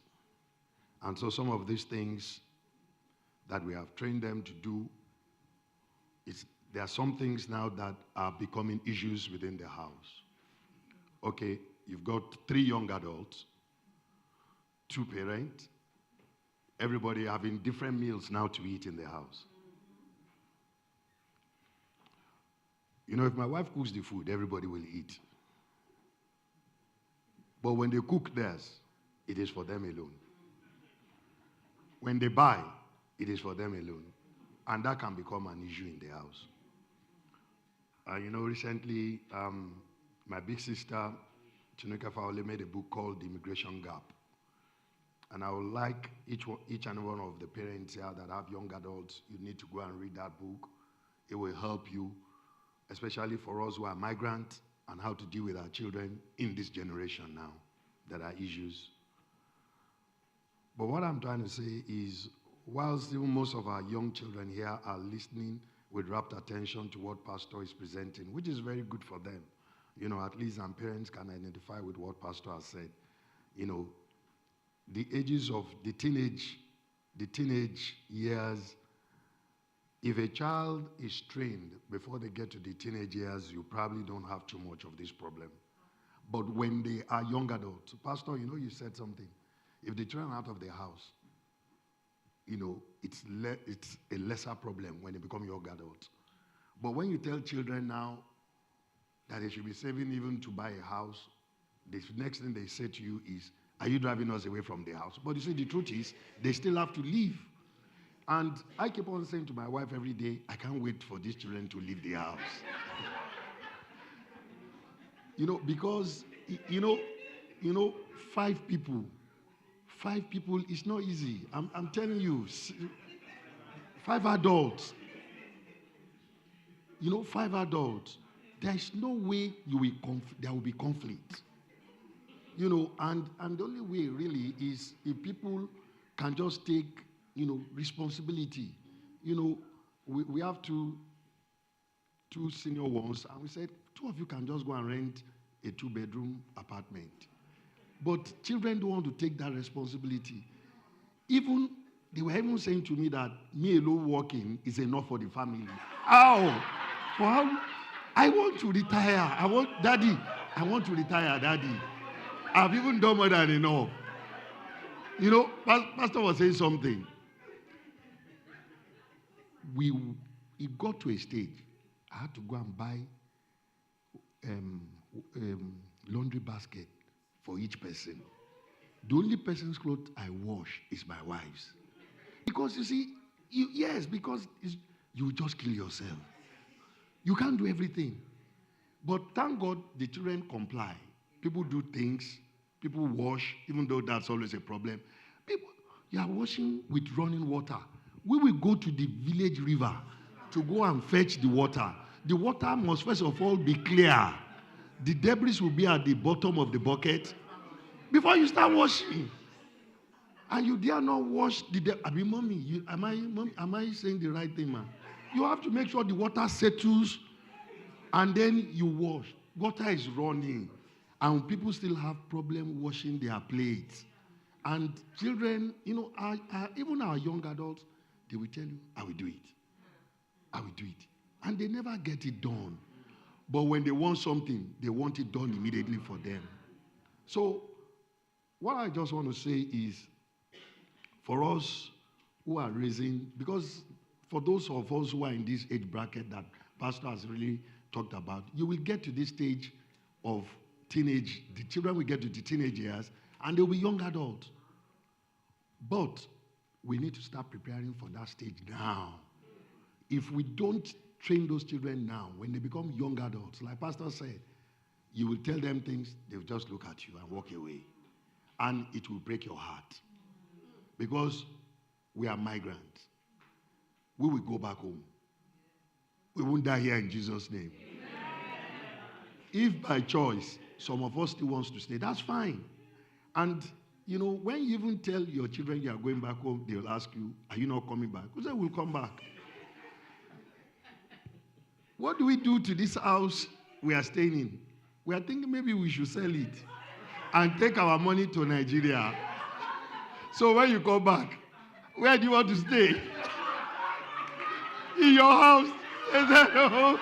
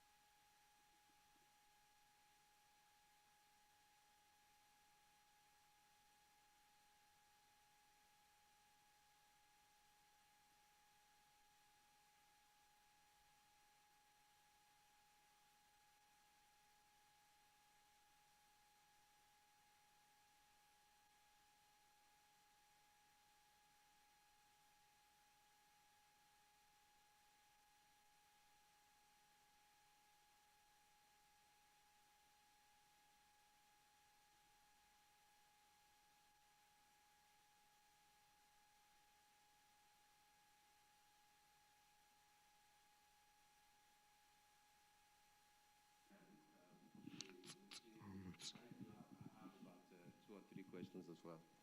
But I will allow the house to go first. Yes, Ella Bisi, come forward, and then I will take my sister after. Yeah. We'll just make it brief. Thank you very much, Pastor. I have two questions. The first one is, how do we balance this when the parents, they're actually coming from different background as well? So, for example, let me say that, okay, I believe in, if you don't do very well, I will have to shout, I will have to, and maybe my wife is like, no, you don't need to shout, let us keep it calm and just talk to him or her, easily. How can you balance it when you don't get results? Especially maybe you are shouting and your other partner is saying, no, let's take it easy because of your background, And the other one is with the issue of food. I think it's a big one because I've heard people that have struggled with this, especially in terms of pepper. Some children will, I've seen people, I think there was a time Elizabeth wanted to do it for us. They would tell us that, no, she can't take pepper. And I told my wife, we can't be doing two stews, sorry. We have to deal with this. And to the glory of God, she concurred, and we only do one. But we have families, even in our circles, that are struggling with this. They will tell you that one of their one of their children don't eat this, and they have to do 2, 3 stews. So how can we, some people will say that, they've tried, but it didn't work for them, and that's why they are struggling with it. Okay, let me answer the second one first. Pepper is not a good example because pepper is an option, So if one of the children, if they can't tolerate pepper, you can easily remove pepper. Pepper is not food. It's just, yeah. So the principle is really in terms of food. So with, children saying, I don't want to eat that, not because they have an allergy or anything, but because it's just a personal preference. When it comes to personal preferences, and that's what I'm saying, as a parent, we must be able to say, that is what we have, so you eat that. It doesn't mean that another day they won't have what they like, but they can't be choosing, or picking and choosing. Like the case I cited, those are our visitors. At times we will put one, they will say, no, we don't want it, they will put it aside. We'll go and bring another one. No, there's no room for that. So I think when it comes to food, if a child has allergy or has a health condition or whatever, it's a totally different, ball game. But when it comes to, just choices, then I think it's good for them to understand, you eat. So like in our place, we don't even tell them that, this is what we are going to eat. It's not like, I know some parents, they were asking each child, what kilo veg, whatever. So if they all say 3, 4 food, you'll be cooking 3, 4 food. No, we just go into the kitchen, we start cooking. When food is done, we say, food is done, come and take your food. You come, you take what's there. We all sit down, we eat, But as parents too, we know what each child, we know what they like also. So, and we will also try to, find a way, of, giving them what they want to. It's just that it's not, every day is not Christmas, I think that's the truth. The first point you made in terms of how do you balance, when both spouses, when you have different backgrounds, I think it's something you have to talk out, among yourselves, you just discuss, and find a way, through it. Because the truth is that we all have different styles, and what I found is that you can't say one style is not maybe right or wrong. That it's not a matter of right or wrong. It's just approaches, and at times you can try one approach. If it fails, try another approach, So, many of the things in parenting, I think, is really learning what's the best way or what works, best. So, at a stage, I believe that once a child gets to a certain age, you shouldn't really be smacking them again. They must get to a point where you should just sit them down and just talk to them, And there are times I'll speak to my two and they'll just start crying as I'm speaking to them there because, I felt they were beyond me just trying to smack them. Because I remember my dad still trying to smack me. I was already doing A-levels. That was the last time he smacked me. I just gave him my hand. He did all the smacking.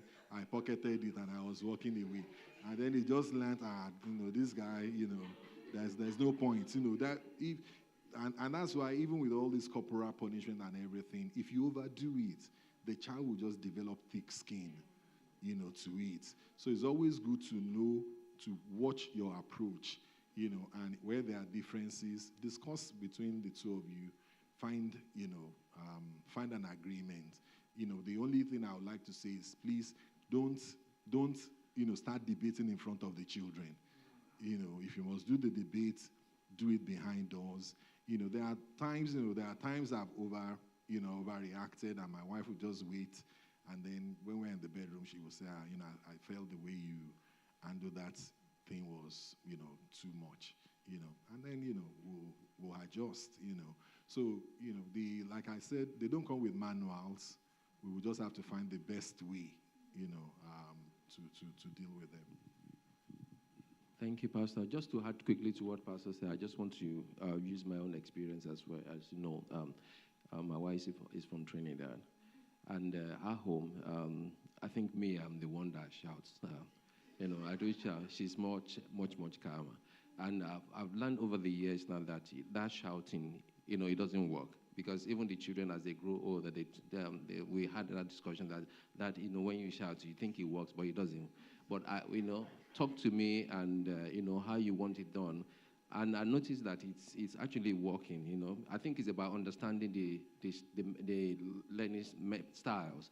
Whatever works for them, you work with them as well, And I noticed that even by shouting, so I'm actually stressing myself, So you shout and shout, but you don't get things done. But when you say it nicely, they do it, And, I think it's just that's one way of finding the balance, Sister Toyin.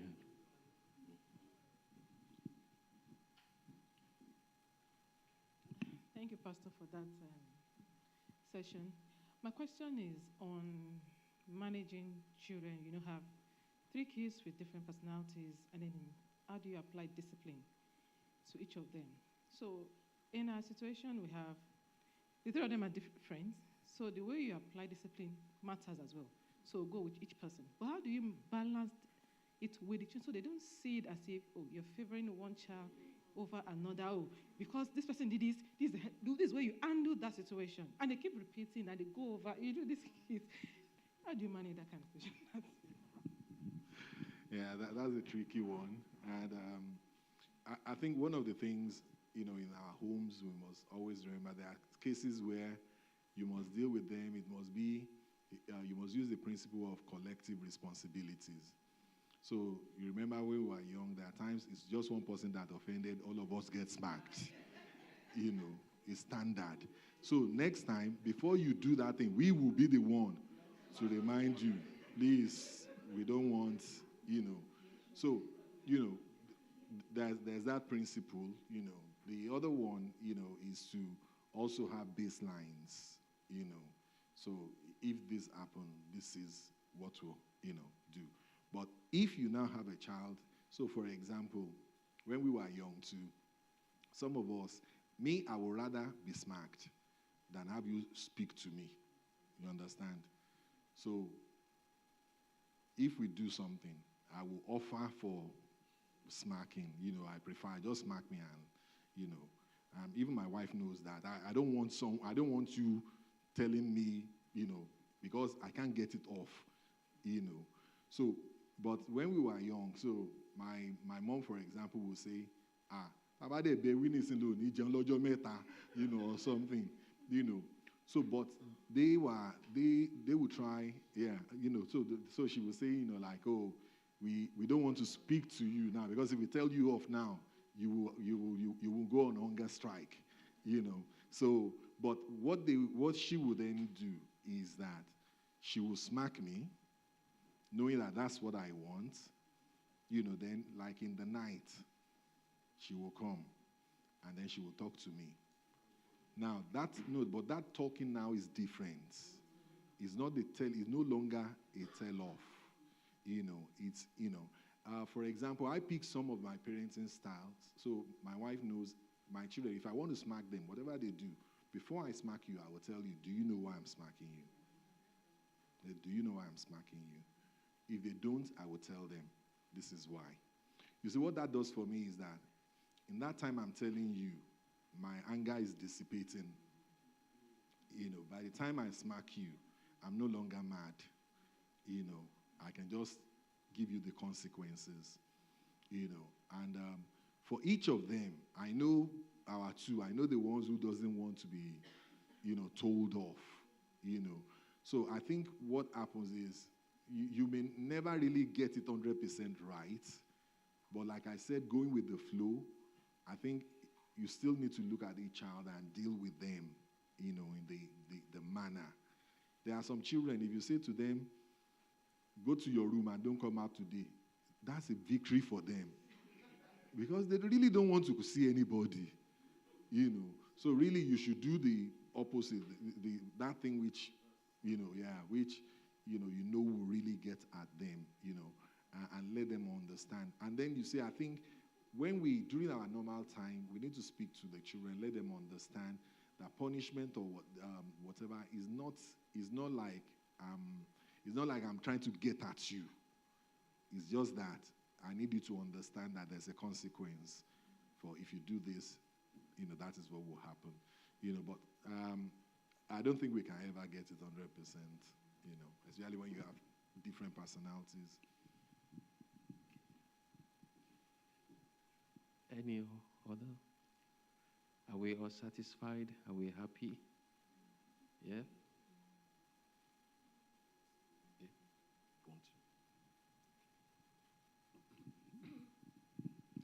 I think it's a mixture of question and a contribution. Like to what Sister Toyin just asked, I just feel that there is no way we can deal with all of them the same way, like Pastor said. But sometimes getting them behind the scenes to understand why we sometimes take those decisions, I think giving them an explanation will make them to understand. Like the food thing we talk about. In my home, JJ doesn't want to eat amala. Kosi doesn't want to eat beans. But JJ is ready to eat all the beans you give him. So when I make amala and I have cooked beans in the fridge, and JJ tells me he doesn't want amala, I give him beans because I've not convinced myself that the amala is going to take is better than the beans, because I value the nutritional value of it. But when the beans is not there, I don't have cooked beans to give him, I sit him down and I feed him the amala. But when Kosi tells me she doesn't want to eat beans, I tell her there is no option to beans. Because you want to leave beans and you want to eat bread. And if I leave you, you will eat bread in the morning and bread at night. So that cannot work.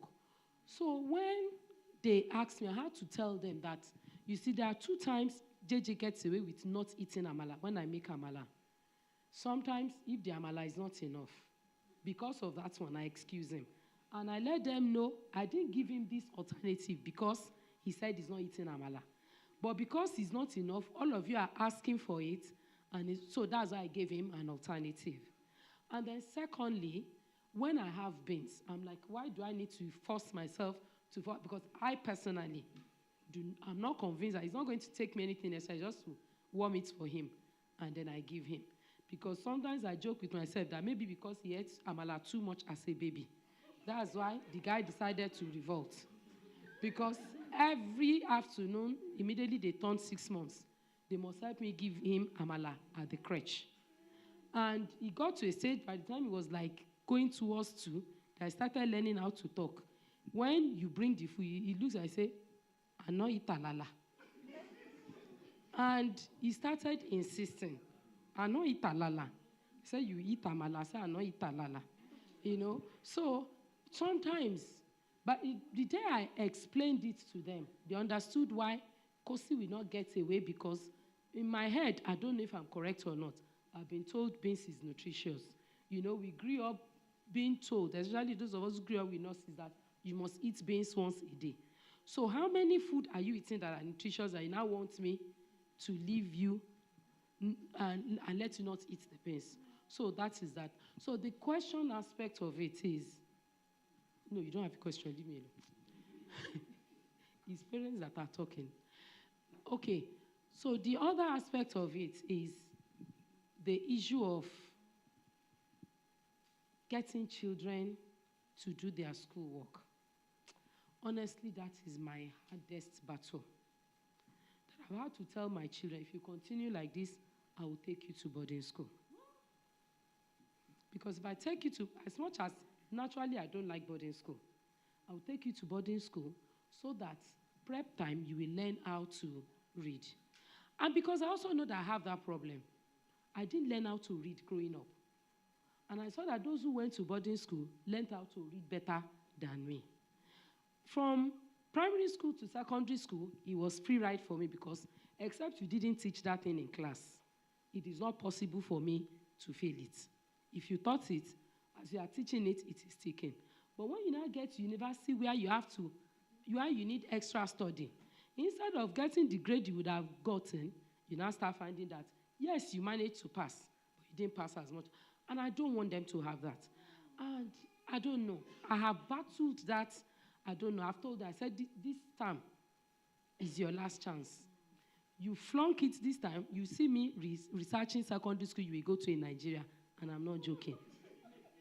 So I've already read that riot act to them, but it's still not making too much impact.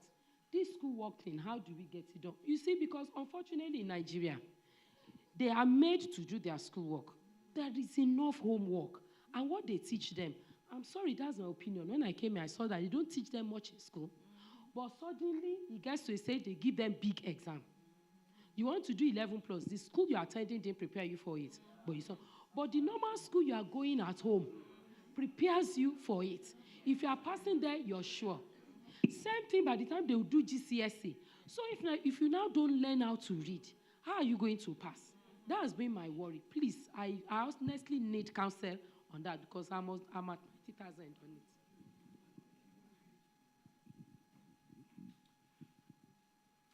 Sitting down with them when they are doing the homework and supervising them does work. Molayasi was, because she was born in September, she was 4.5 before she started reception. And by that time, I bought a reading scheme for her, and she started reading clearly, can sign her name, can do everything. Now, she went into reception with 4-year-olds, and what they do there is they play with sand and water and whatever, and my child was reading. So I went for parents' evening, and they said to me, oh, Molayasi can play very well, she's very creative. And typical African woman, my countenance changed. And the teacher picked up that non-verbal and said, Miss Adeshina, what's up? I said, No, I didn't send my child to come and play with water and sand. The child was already reading by the time she came for reception class. Why all of a sudden are you allowing her to play with water and sand? And the teacher was like, oh, that's what they do at that age. I said, no, that's not what they do at that age. And we have sat down with her and taught her how to read and write. She's 4+, yeah, fine, but that's, and she said to me, okay, what do you want to do? I said, well, send her home with a book each day. And if I'm on late duty, because at that time I used to do shift work, the father will read to her 30 minutes. If I'm the one at home with her, we do. And that's part of us saying parenting is intentional. I'm not saying it's easy, but sit down with them. When it's homework time, all of them will bring up their homework, and you sit down there with them and supervise them and make sure they do it. Because at the end of the day, when the teacher knows that they haven't done your homework, they will ask them, but you are going to be the ones to be asked to come to school and answer why your children are not doing the homework. And you know these people, everything is safeguarding issue to them. So the reason why we must be careful. God help you if you are black. You know, you are already, they want to roast you and you've already rubbed yourself with petrol. So it's part of intentional parenting. That's you designate around 2 hours when they come back from school. Everybody bring out your homework and whatever, you know. Make sure they're not up to pranks, because Kuman, 50-page Kuman page homework used to be like 5. And it is for you to know what tricks they are up to when it comes to their homework and unravel it.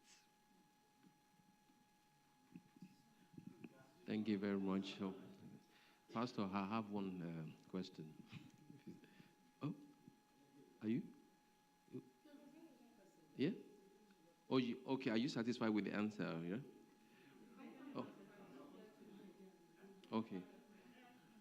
All right. Okay. I will keep mine till last. So I'll just give you the preference. You do first, and I will go to you. I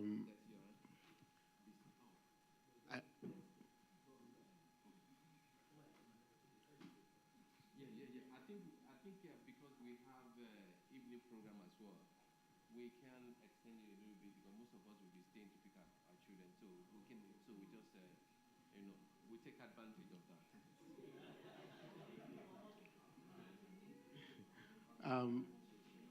In my own case, well, I've not gotten to the stage where I have to struggle too much with homework, because when my son comes back from school, they give them a book. They have whatever app they use in school, where they have to do some sort of homework. Yes. And when he first started, he would just come. He will go and he plays a lot. If you know my son, you will see if you come to the house, you think he's very gentle and blah blah. But when anybody reports their child, you see the other kids, they come to report him to me almost every time.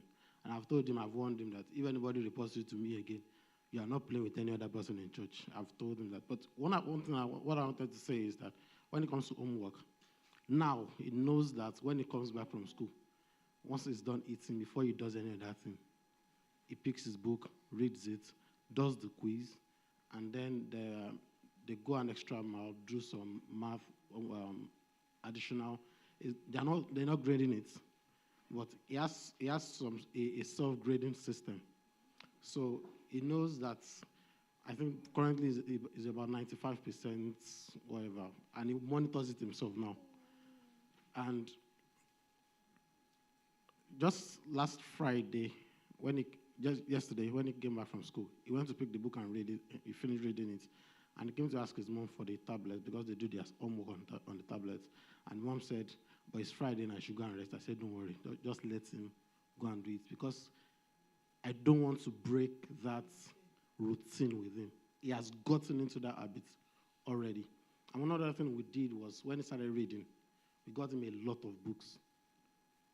Not just any, we got a big Bible. The Bible he brought to church, he has turned it back. He finished reading all the stories in that. I don't know how many times he has read that thing. But it was inviting to him. He doesn't he sees his tablet. I don't even know where the tablet is currently. We made sure that the only thing he could do to keep himself busy, because I'm scared with all that we have read with the technology and all that, I'm scared that I can't control it. I work in IT.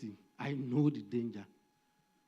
So it's like someone who works in the hospital and you have your child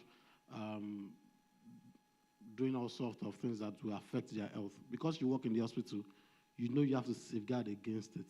I work in IT. I know that these things can be very, very dangerous. So I restrict him completely from using it. So that's one thing I've been able to do with him. So he doesn't have, so many times they tell me, Dad, when are you going to get me a phone? Don't ask me that question. It's not even a question I want to answer. Now, my own struggle now is with time management. My son is just 7. But at the same time, I still feel that I'm missing something. Because when I say Ibukun plays, you don't understand. I can tell Ibukun, go and, I told him this morning, go and comb your hair. Before Ibukun got to the room, he had forgotten. Because he saw something that attracted him on the way and he was playing with it. And he came back to the sitting room. Now, he has wasted my time because I'm very impatient. I'm getting ready for church.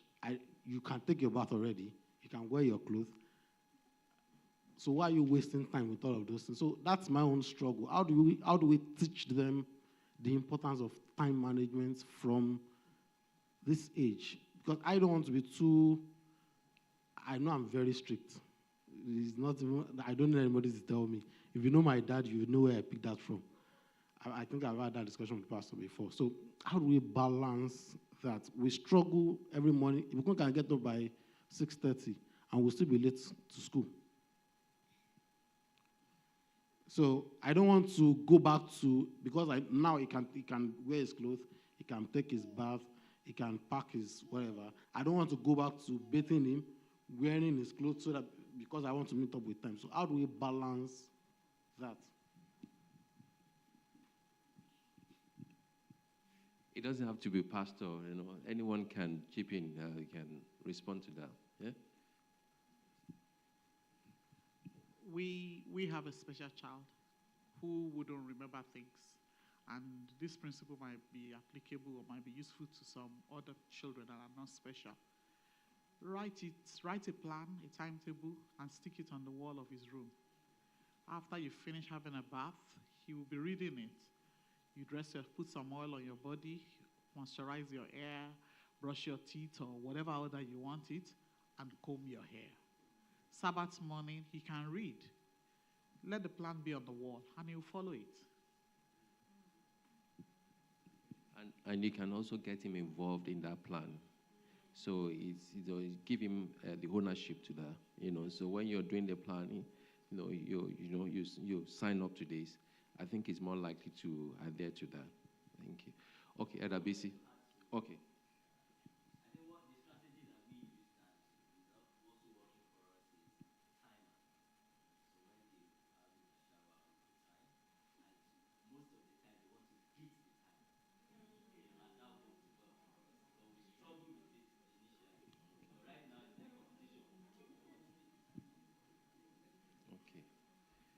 All right. I think I've covered everyone here in the room. Yeah? Okay, yeah, go for it. Go for it. Yeah. Okay, I think I should ask. Yeah. Oh, Okay, it would have been nice for the children not to be here, but I think it will be fine, yeah. There was a time we had, I think we're still struggling with it once in a while with the issue of firstborn. Most of the time when we give Abraham a role, or maybe sometimes he makes mistake and we're like trying to correct him, and sometimes he will say, why is it always me, this and that? And I remember there was a sermon that Pastor preached, and Pastor was talking about firstborn. So he will always remind us about that thing. And I'm like, oh no, don't use that for us. And I know that even my elder brother had the same challenge, with, he will say that most times they always like correct him differently, this and that. And I just want to get advice from pastor as the firstborn as well. How do we, balance it? Because sometimes we will say it in a way as if we are like, yes, thank you very much. So, that we are too harsh on him and we are trying to favor Elizabeth most times. So, I need help, sir.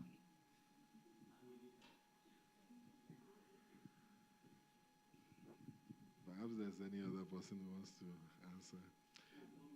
Okay. I think our brother, he just, with his son, it's still a small boy, isn't it? So he's not all wise yet. You have the work in your hand to lead him there. It's still very small, isn't it? So they cannot know everything. They may even have, not even remember. So please, praise the Lord. Thank you. Yeah, bro, Bissy, I don't know. Because I grew up, and that was my life, and at a point, I accepted it, In fact, in that book, Parenting Isn't for Cowards, Dr. Dobson actually spoke about it, because it's a reality. Perhaps what you need to do is to have sessions with him, and let him understand, because what happens is that if the first one is corrupted, there's a tendency to pass on to others. So, and that's why, because the younger one is looking up to him as the example, if you spend your time to get him to be okay, he mirrors, to the others, and they're able to follow suit. So get him to see it as a responsibility, and as a honor, rather than as like a punishment. My dad was always saying that to me. Even when we were growing up, he would say to me, you better tell them to do well, because if they don't do well, they will become a liability for you. How will have been gone, they will always be a liability for you. So I saw it as a prerogative to make sure I encourage them, keep them going on. We didn't even know he was going to die early. And now that he's gone, all those preparations helped me, in making sure that, I'm able to look after them and so on. So as he grows up, he will start to understand more, but you will need that intentionality to explain to him, that it's just by virtue of his role, that responsibility has been placed on him, but it's a privilege, not a detriment. Yeah.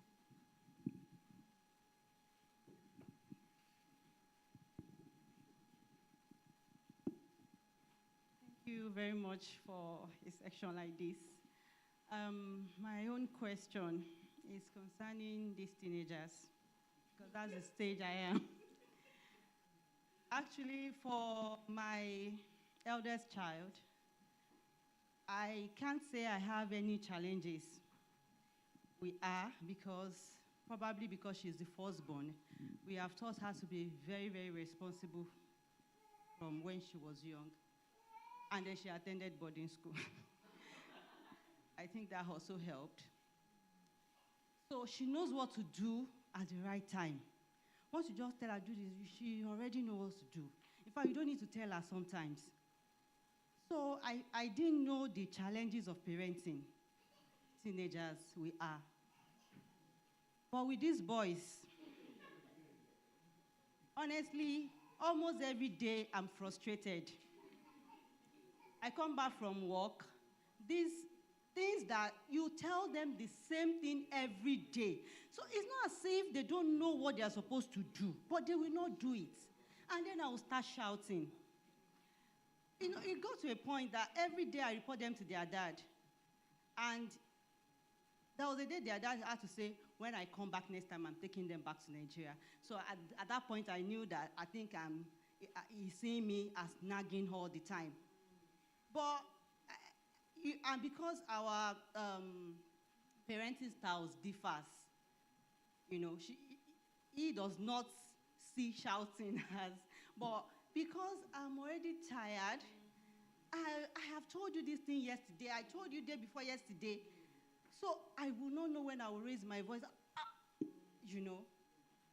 So during the holiday, there was a time I collected Dabira's phone, I think for like 3 days or 4 days. I didn't give him a phone. Because when he's all engrossed in that phone, he doesn't remember anything. So my question is, how do we, honestly, when I went to Nigeria last time, I carried all my books.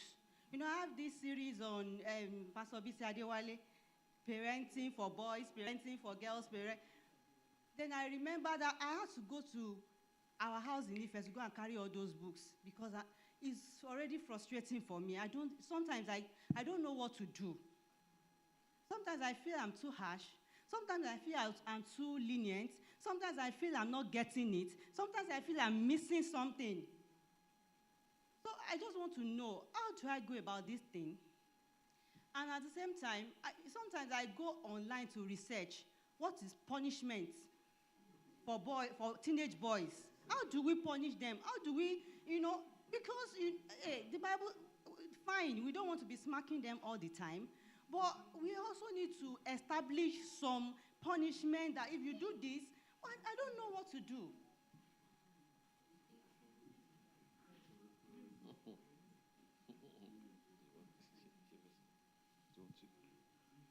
You want to?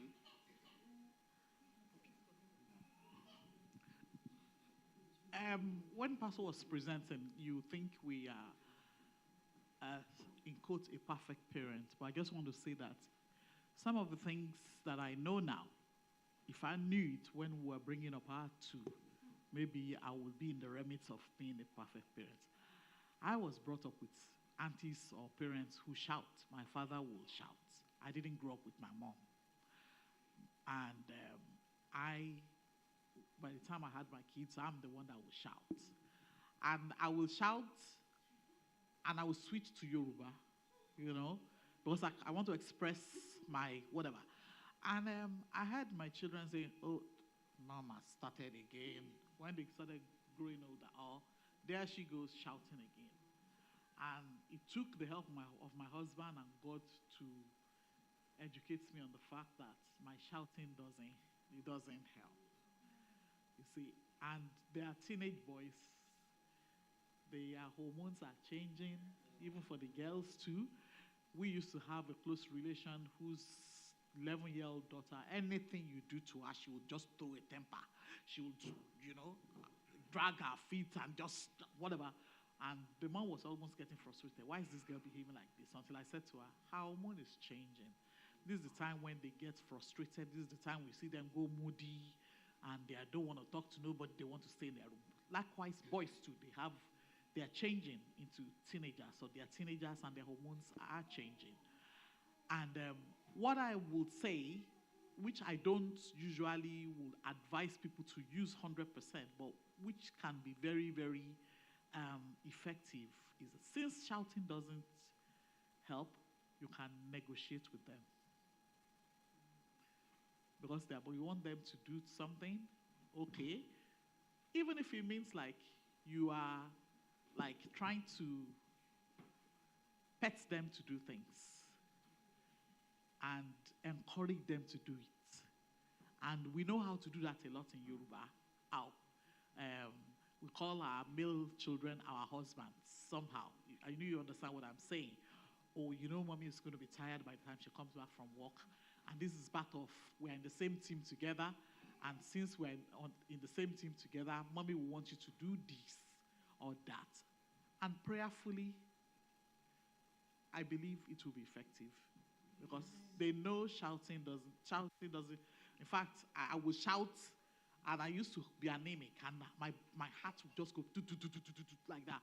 And one day I told myself, oh, and my daughter was like, oh, there she goes. Mommy, why are you shouting? I said, look, because I don't want to use my hand. I want to vent out the frustration, so I shout, you know. But unfortunately, it doesn't work. They just see it as entertaining them. Honestly, it's like there she goes again shouting. You hear them saying that. So if it doesn't work, then we need to try another game. You know, God help us.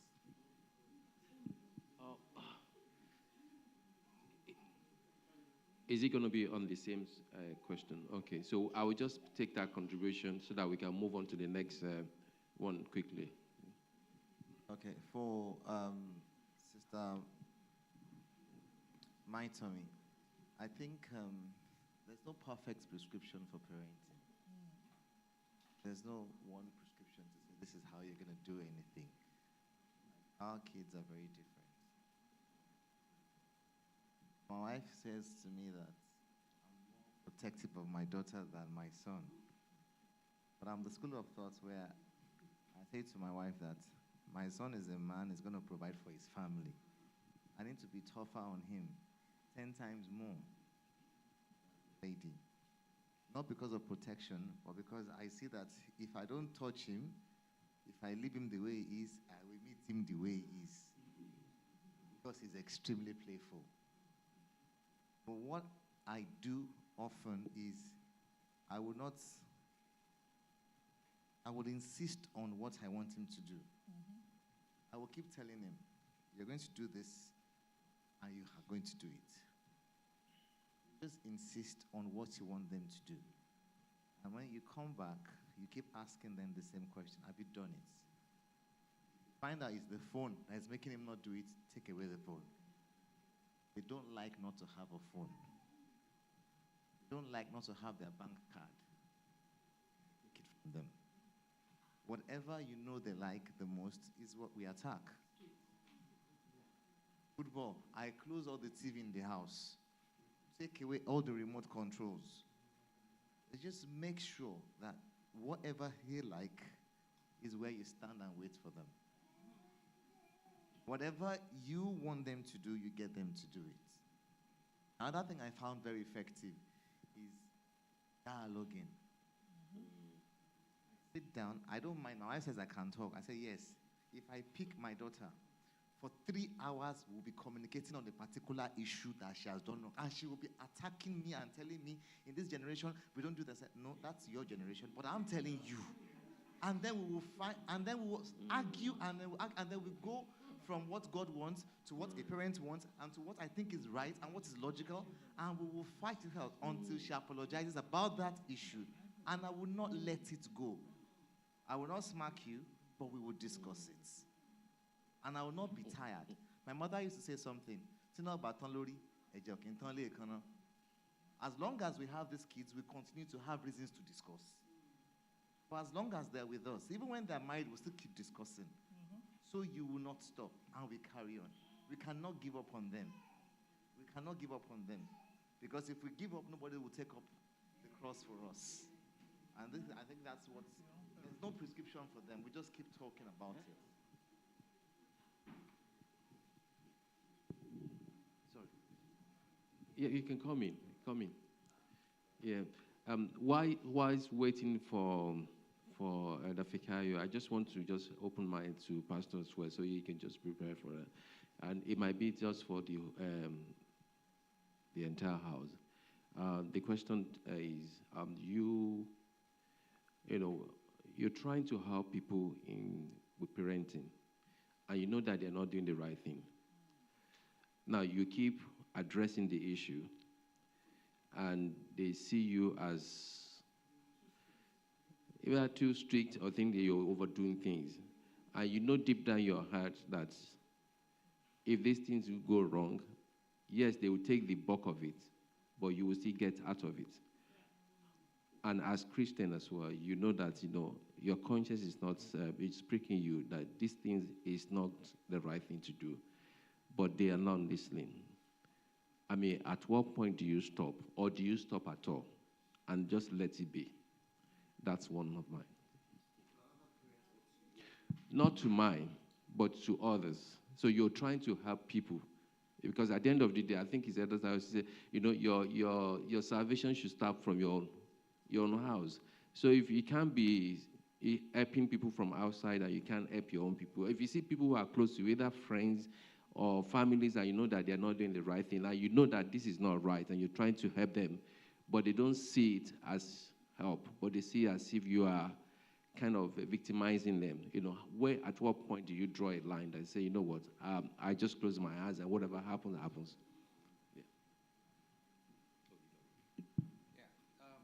Just to add to, because we're talking about teenagers, and I don't want to focus on teenagers alone, either a male or a female. I just want to, sorry, I'm supposed to have been there, but, so, okay, let me continue. Yeah, my wife and I attend an ongoing parenting stuff. It's been for years. She's been there before me. And there's a book that woman wrote, Connect to Correct.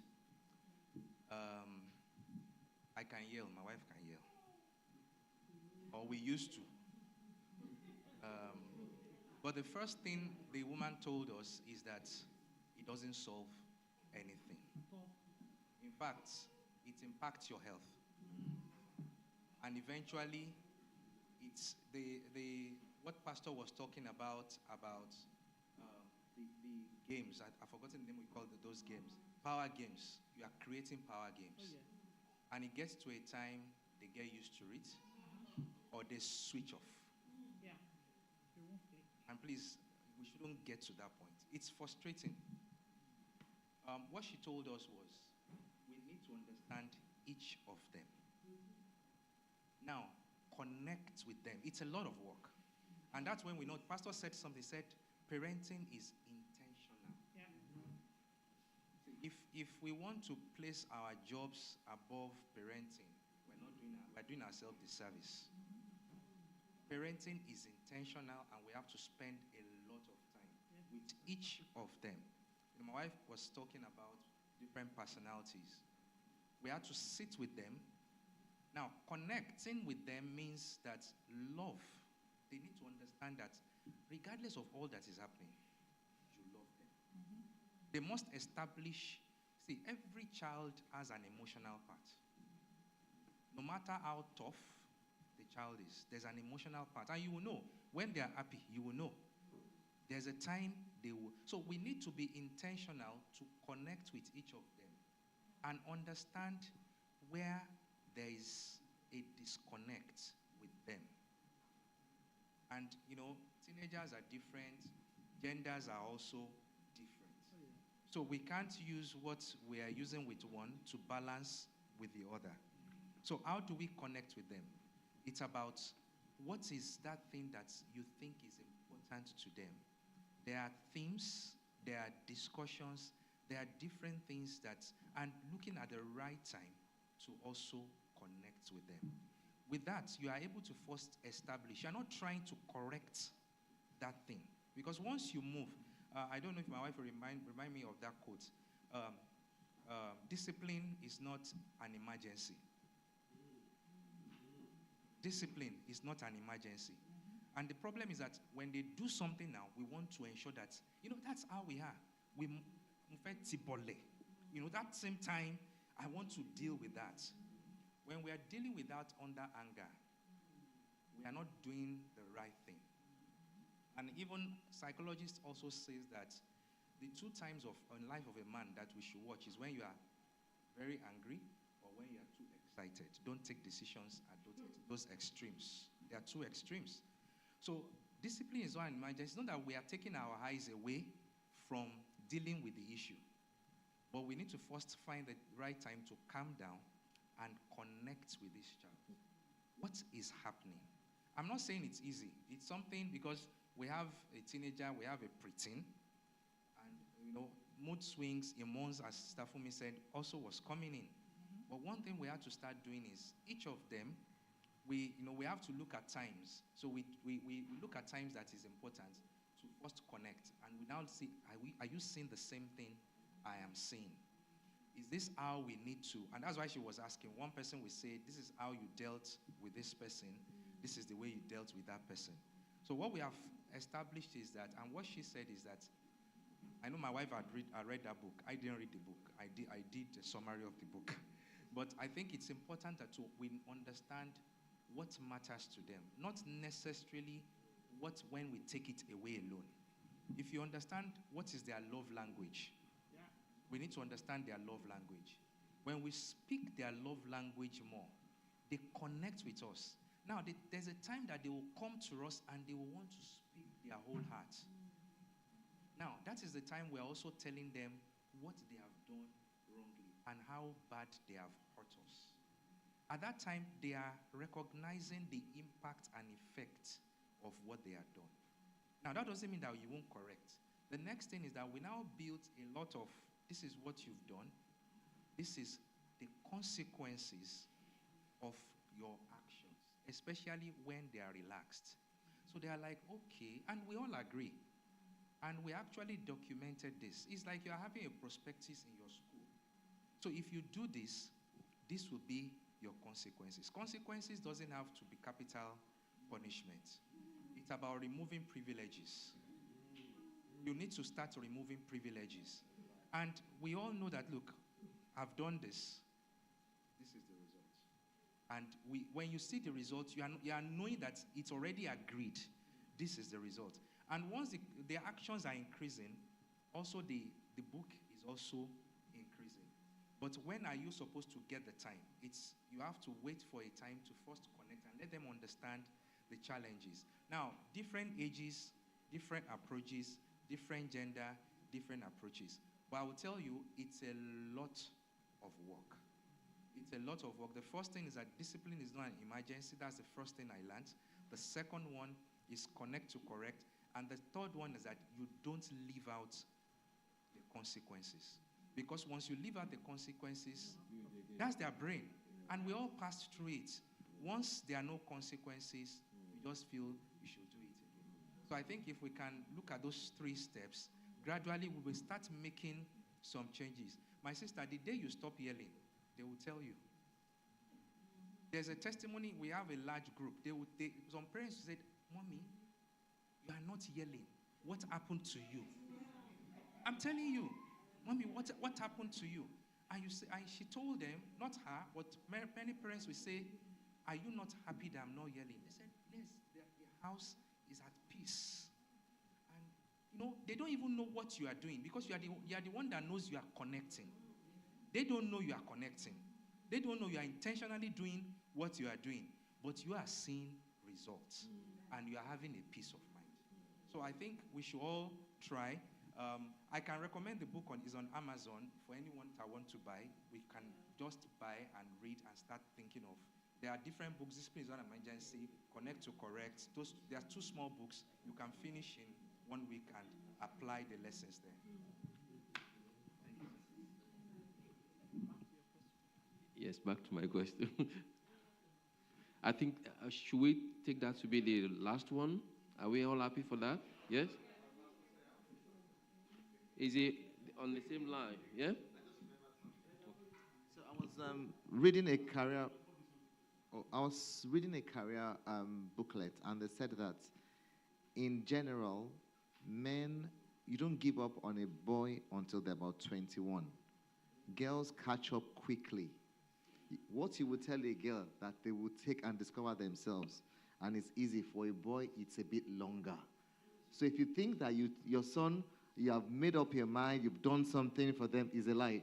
Go back to them, carry on nurturing them until they're about 21. If you ask my son, what do you want to study when you grow up? He still doesn't know. He wants either a gamer or footballer. He's Arsenal fan to the end. And if you tell him, Arsenal cannot be your life. You have to find a course first. You're not even playing football at professional level now. How can you become a footballer? You see, so they said to me that they need nurturing until they are 21 because they are late bloomers.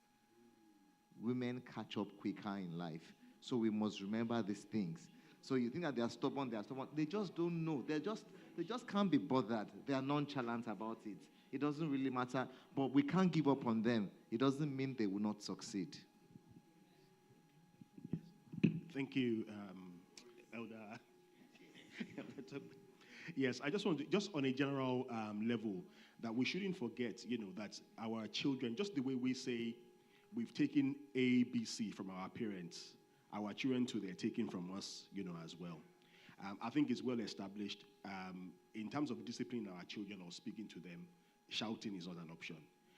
In my family, between myself and my wife, in fact, I don't even talk at all. I don't talk. But even anybody who comes to our house, I remember one time when my father-in-law came, he was saying to me that, Bolaji, I don't know what you do, but you have a presence in this house.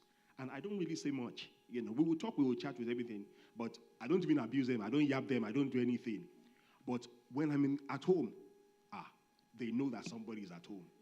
And even Taiwo, if I'm not at home and Shubumi is misbehaving, when Taiwo says, I'm going to call your dad, that being that he's not taking out, he will take it out. Because he knows, that there's that presence in the house. But yet, I don't shout, I don't say anything. And this is what I want, and I'm getting there. And this is it. If Shubumi is doing something that he's not supposed to do, I will call him. Sometimes we just go for a drive. I will just put him in the car, and then I will talk to him. Bange, the same thing. So I will do it separately.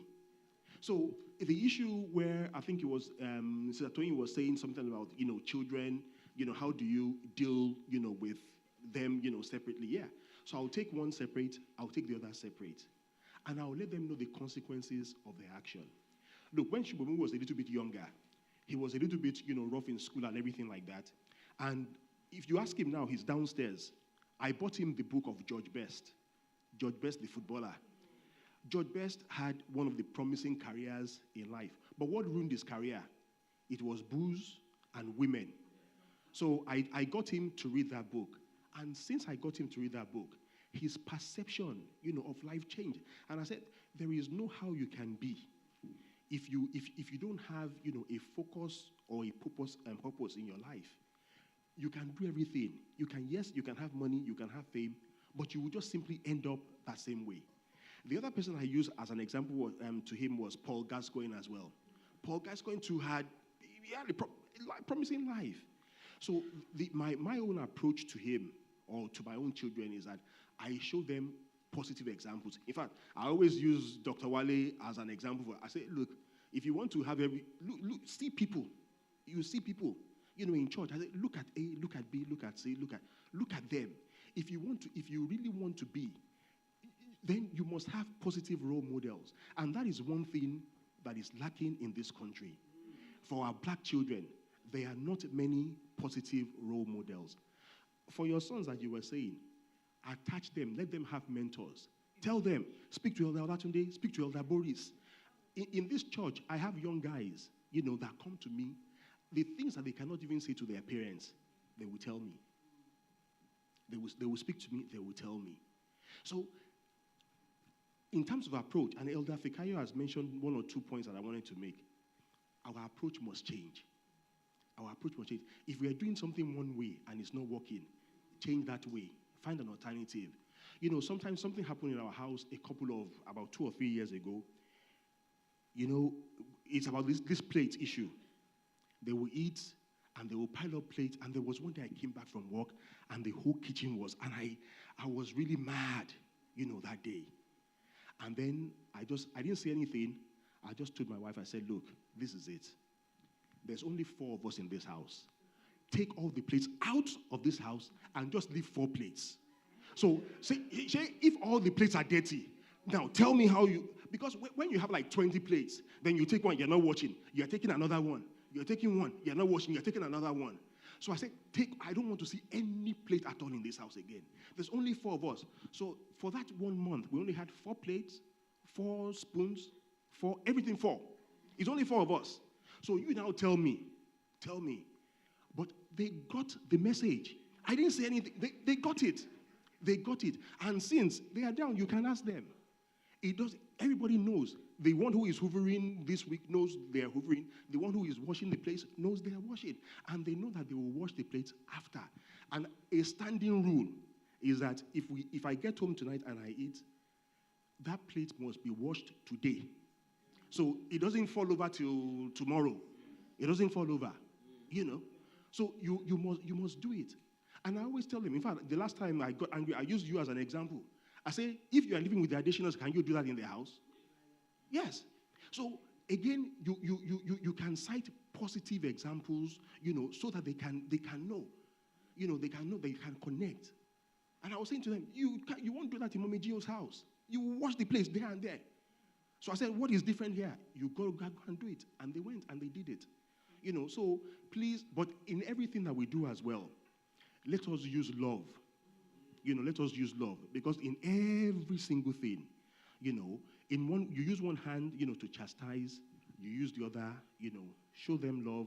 Show them that you care. Show them that, yes, you know, there will be good days and there will be bad days. And my wife, she's not here, but she will tell you, me as a person, I don't mind. I can eat rice from Monday or Sunday to Sunday. And the only reason why I do that is because I know that she's gone out to work. She's probably tired. Sometimes when they've not hoovered or something, my wife will be, and I say, no, leave them. You know, these children too. Shumi has gone all day. Banker has come, you know, they are tired and stuff like that. You know, give them that latitude. But communicate, you know, to them what the expectation is. And what I find is that when I communicate, you know, with them, you know, they too, they put on, you know, that responsibility that, yes, okay, you know, this is how, you know, the house, you know, should be.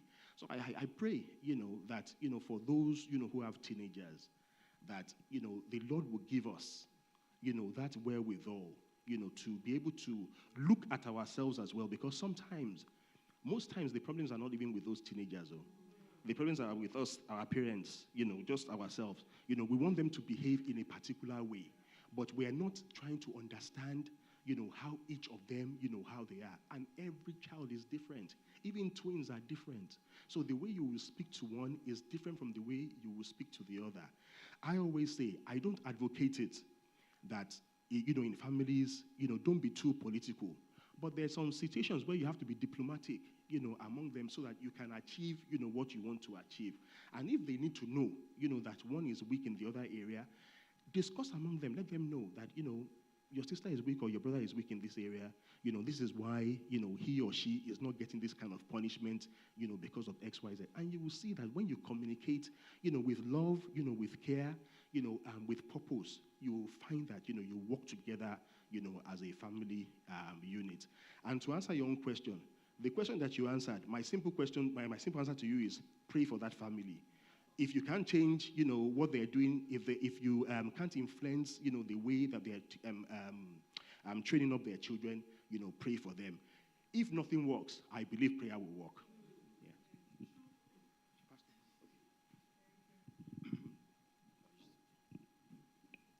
Thank you very much. I think your question's been answered, Abby. Elder Boris brought out the factor I wanted to speak about, you know, which is there's something about boys having a man. So you will struggle a bit. Sometimes get the dad to speak to them. Let him have that, you know, session. You know, because like Elder Boris says, you know, at times there's something about a man's voice. When they hear it, they just fall in line. You know, it's just like that. You know, and especially with boys, you know, because sometimes boys, they think they're the man.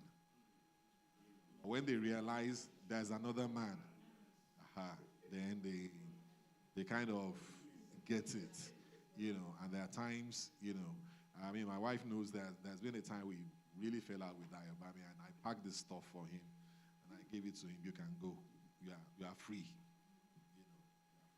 You are old enough, you know. If you want to stay out, that's it. You know. So there, my wife would say it's tough love. At times when they get to that age, we must let them understand, that they are not doing us a favor by being around. I mean, look at us. We spend all our hours working, trying to make them comfortable. And the last thing you want is disrespect in your own house. And sometimes we need to let them understand that that's the case. I think Dabolagi has also answered your question. So you can only try. You don't need to give up, but when you've made all the attempts to give them all the support or the advice you can, if they are not yielding or they don't want to take it, there must be a point where you just, say, well, there's nothing else, I can do, but then you can pray, for them. And sometimes what we can't do with our talking, prayers, can do it. God help us. Okay, I think at this point we're going to put a stop to it. And I want to use this opportunity to say thank you for everyone for staying back for this session. I think it's been very, very helpful. And I want to thank Pastor for anchoring this program. I pray that the Lord Almighty will continue to strengthen you and He will continue to increase your knowledge, your understanding of the Word, and how to manage the church and the people around you. Apologies on behalf of my wife. I know she's not here today because she had to be at work. This is our weekend on, so that's why she's not available. And I want to say again, please speak to us at the Family Ministry Department if there's any area that you want us to talk about. Some of the things that we've been presenting is coming from us. And I don't want you to be like a top-bottom approach, and I want you guys to be involved as well. So if there's anything that you want us to discuss, please share with us, and we're happy to work on it, and if we can't deal with it, we bring people who can help us. So once again, I just want to say thank you very much for staying back, and I pray that the Lord Almighty God will continue to be with us as a church, as parents, and continue to give us the wisdom that we need to be able to help our young ones, because we live in a society that is so corrupt, and sometimes we are saying one thing to them, but they are hearing something different from outside. So how do we marry the two together? That's where the power of the prayer comes in. That's where things like what we are doing now, that's where it comes in. And don't forget, we are one family. If you think you are struggling in one aspect of your life, feel free and see someone that you can trust and you can confide in and get that help, because, we work together, then we can move mountains. But if you do it alone, then, you're just there, you're struggling. So, feel free to talk to anyone in the church that you feel, you can trust and you have that confidence in it. And as we do this together, we're all going to be winners. So I say thank you very much, and I will ask Bolaji to just close us with a prayer. And don't forget, on the 24th of May, next month, the Couples Away is going to be an interesting topic. Actually, the person that is coming is giving me 12 topics, and all of the topics that he shared with me, they are very, very important. As a matter of fact, I spoke with Eda Bolaji and Pastor said, there's nothing here that we don't want to talk about, but, because of our time, we can only pick, we can only do. So I'm still encouraging people, please come. It's not just about having a night out. It's about doing things together that we can help us to grow, And as time goes on, I'll be sharing the topic, the subject that we have decided that we're going to, I will share with the rest of the church on the forum. So thank you once again, and I'd say God bless you all, and have a lovely week. Bolaji, please. Let's bow for prayer. Father in heaven, we thank you for this session that we've had on parenting the 21st century. We want to thank you for the discussion that we've had this afternoon. Father, we just want to pray for all the families in the church. If the truth be told, even though we are all at different stages, but the challenges are virtually almost the same at wherever the stage you find yourself in. So, Father, I just want to pray this afternoon that whichever stage that we are in, that you will give us the power to overcome those challenges in the mighty name of Jesus. Father, in a special way, we just want to pray for our children, our girls, our boys, that even as we try to set them on the right path, that they will not miss it in the mighty name of Jesus. Father, even for us as parents, Father, I pray that you will give us that wisdom. You will give us that knowledge and understanding of how to deal with them in a special way in the mighty name of Jesus. Father, above all this, Father, I pray that the love that we need to impact our children, Father, I pray that you will give it to us bountifully in the mighty name of Jesus. Oh Lord, Father, we will not be tired of teaching these ones right in the mighty name of Jesus. And as a church family, that we will be there for one another in the mighty name of Jesus. That as we see our children, the words that we speak to them, that we prophesy into their lives, will be for them in the mighty name of Jesus. That these ones, that they will do great and mighty things in the mighty name of Jesus. And when they too start rearing children, they will come back and say, wow, yes, we now understand why our parents were like this to us. Oh Lord Father, even as we go home now, oh Lord Father, I pray that each and every one of us will reach our destination safely in the mighty name of Jesus. For this is my prayer in no other name but the name of our Lord Jesus Christ. Amen. Amen.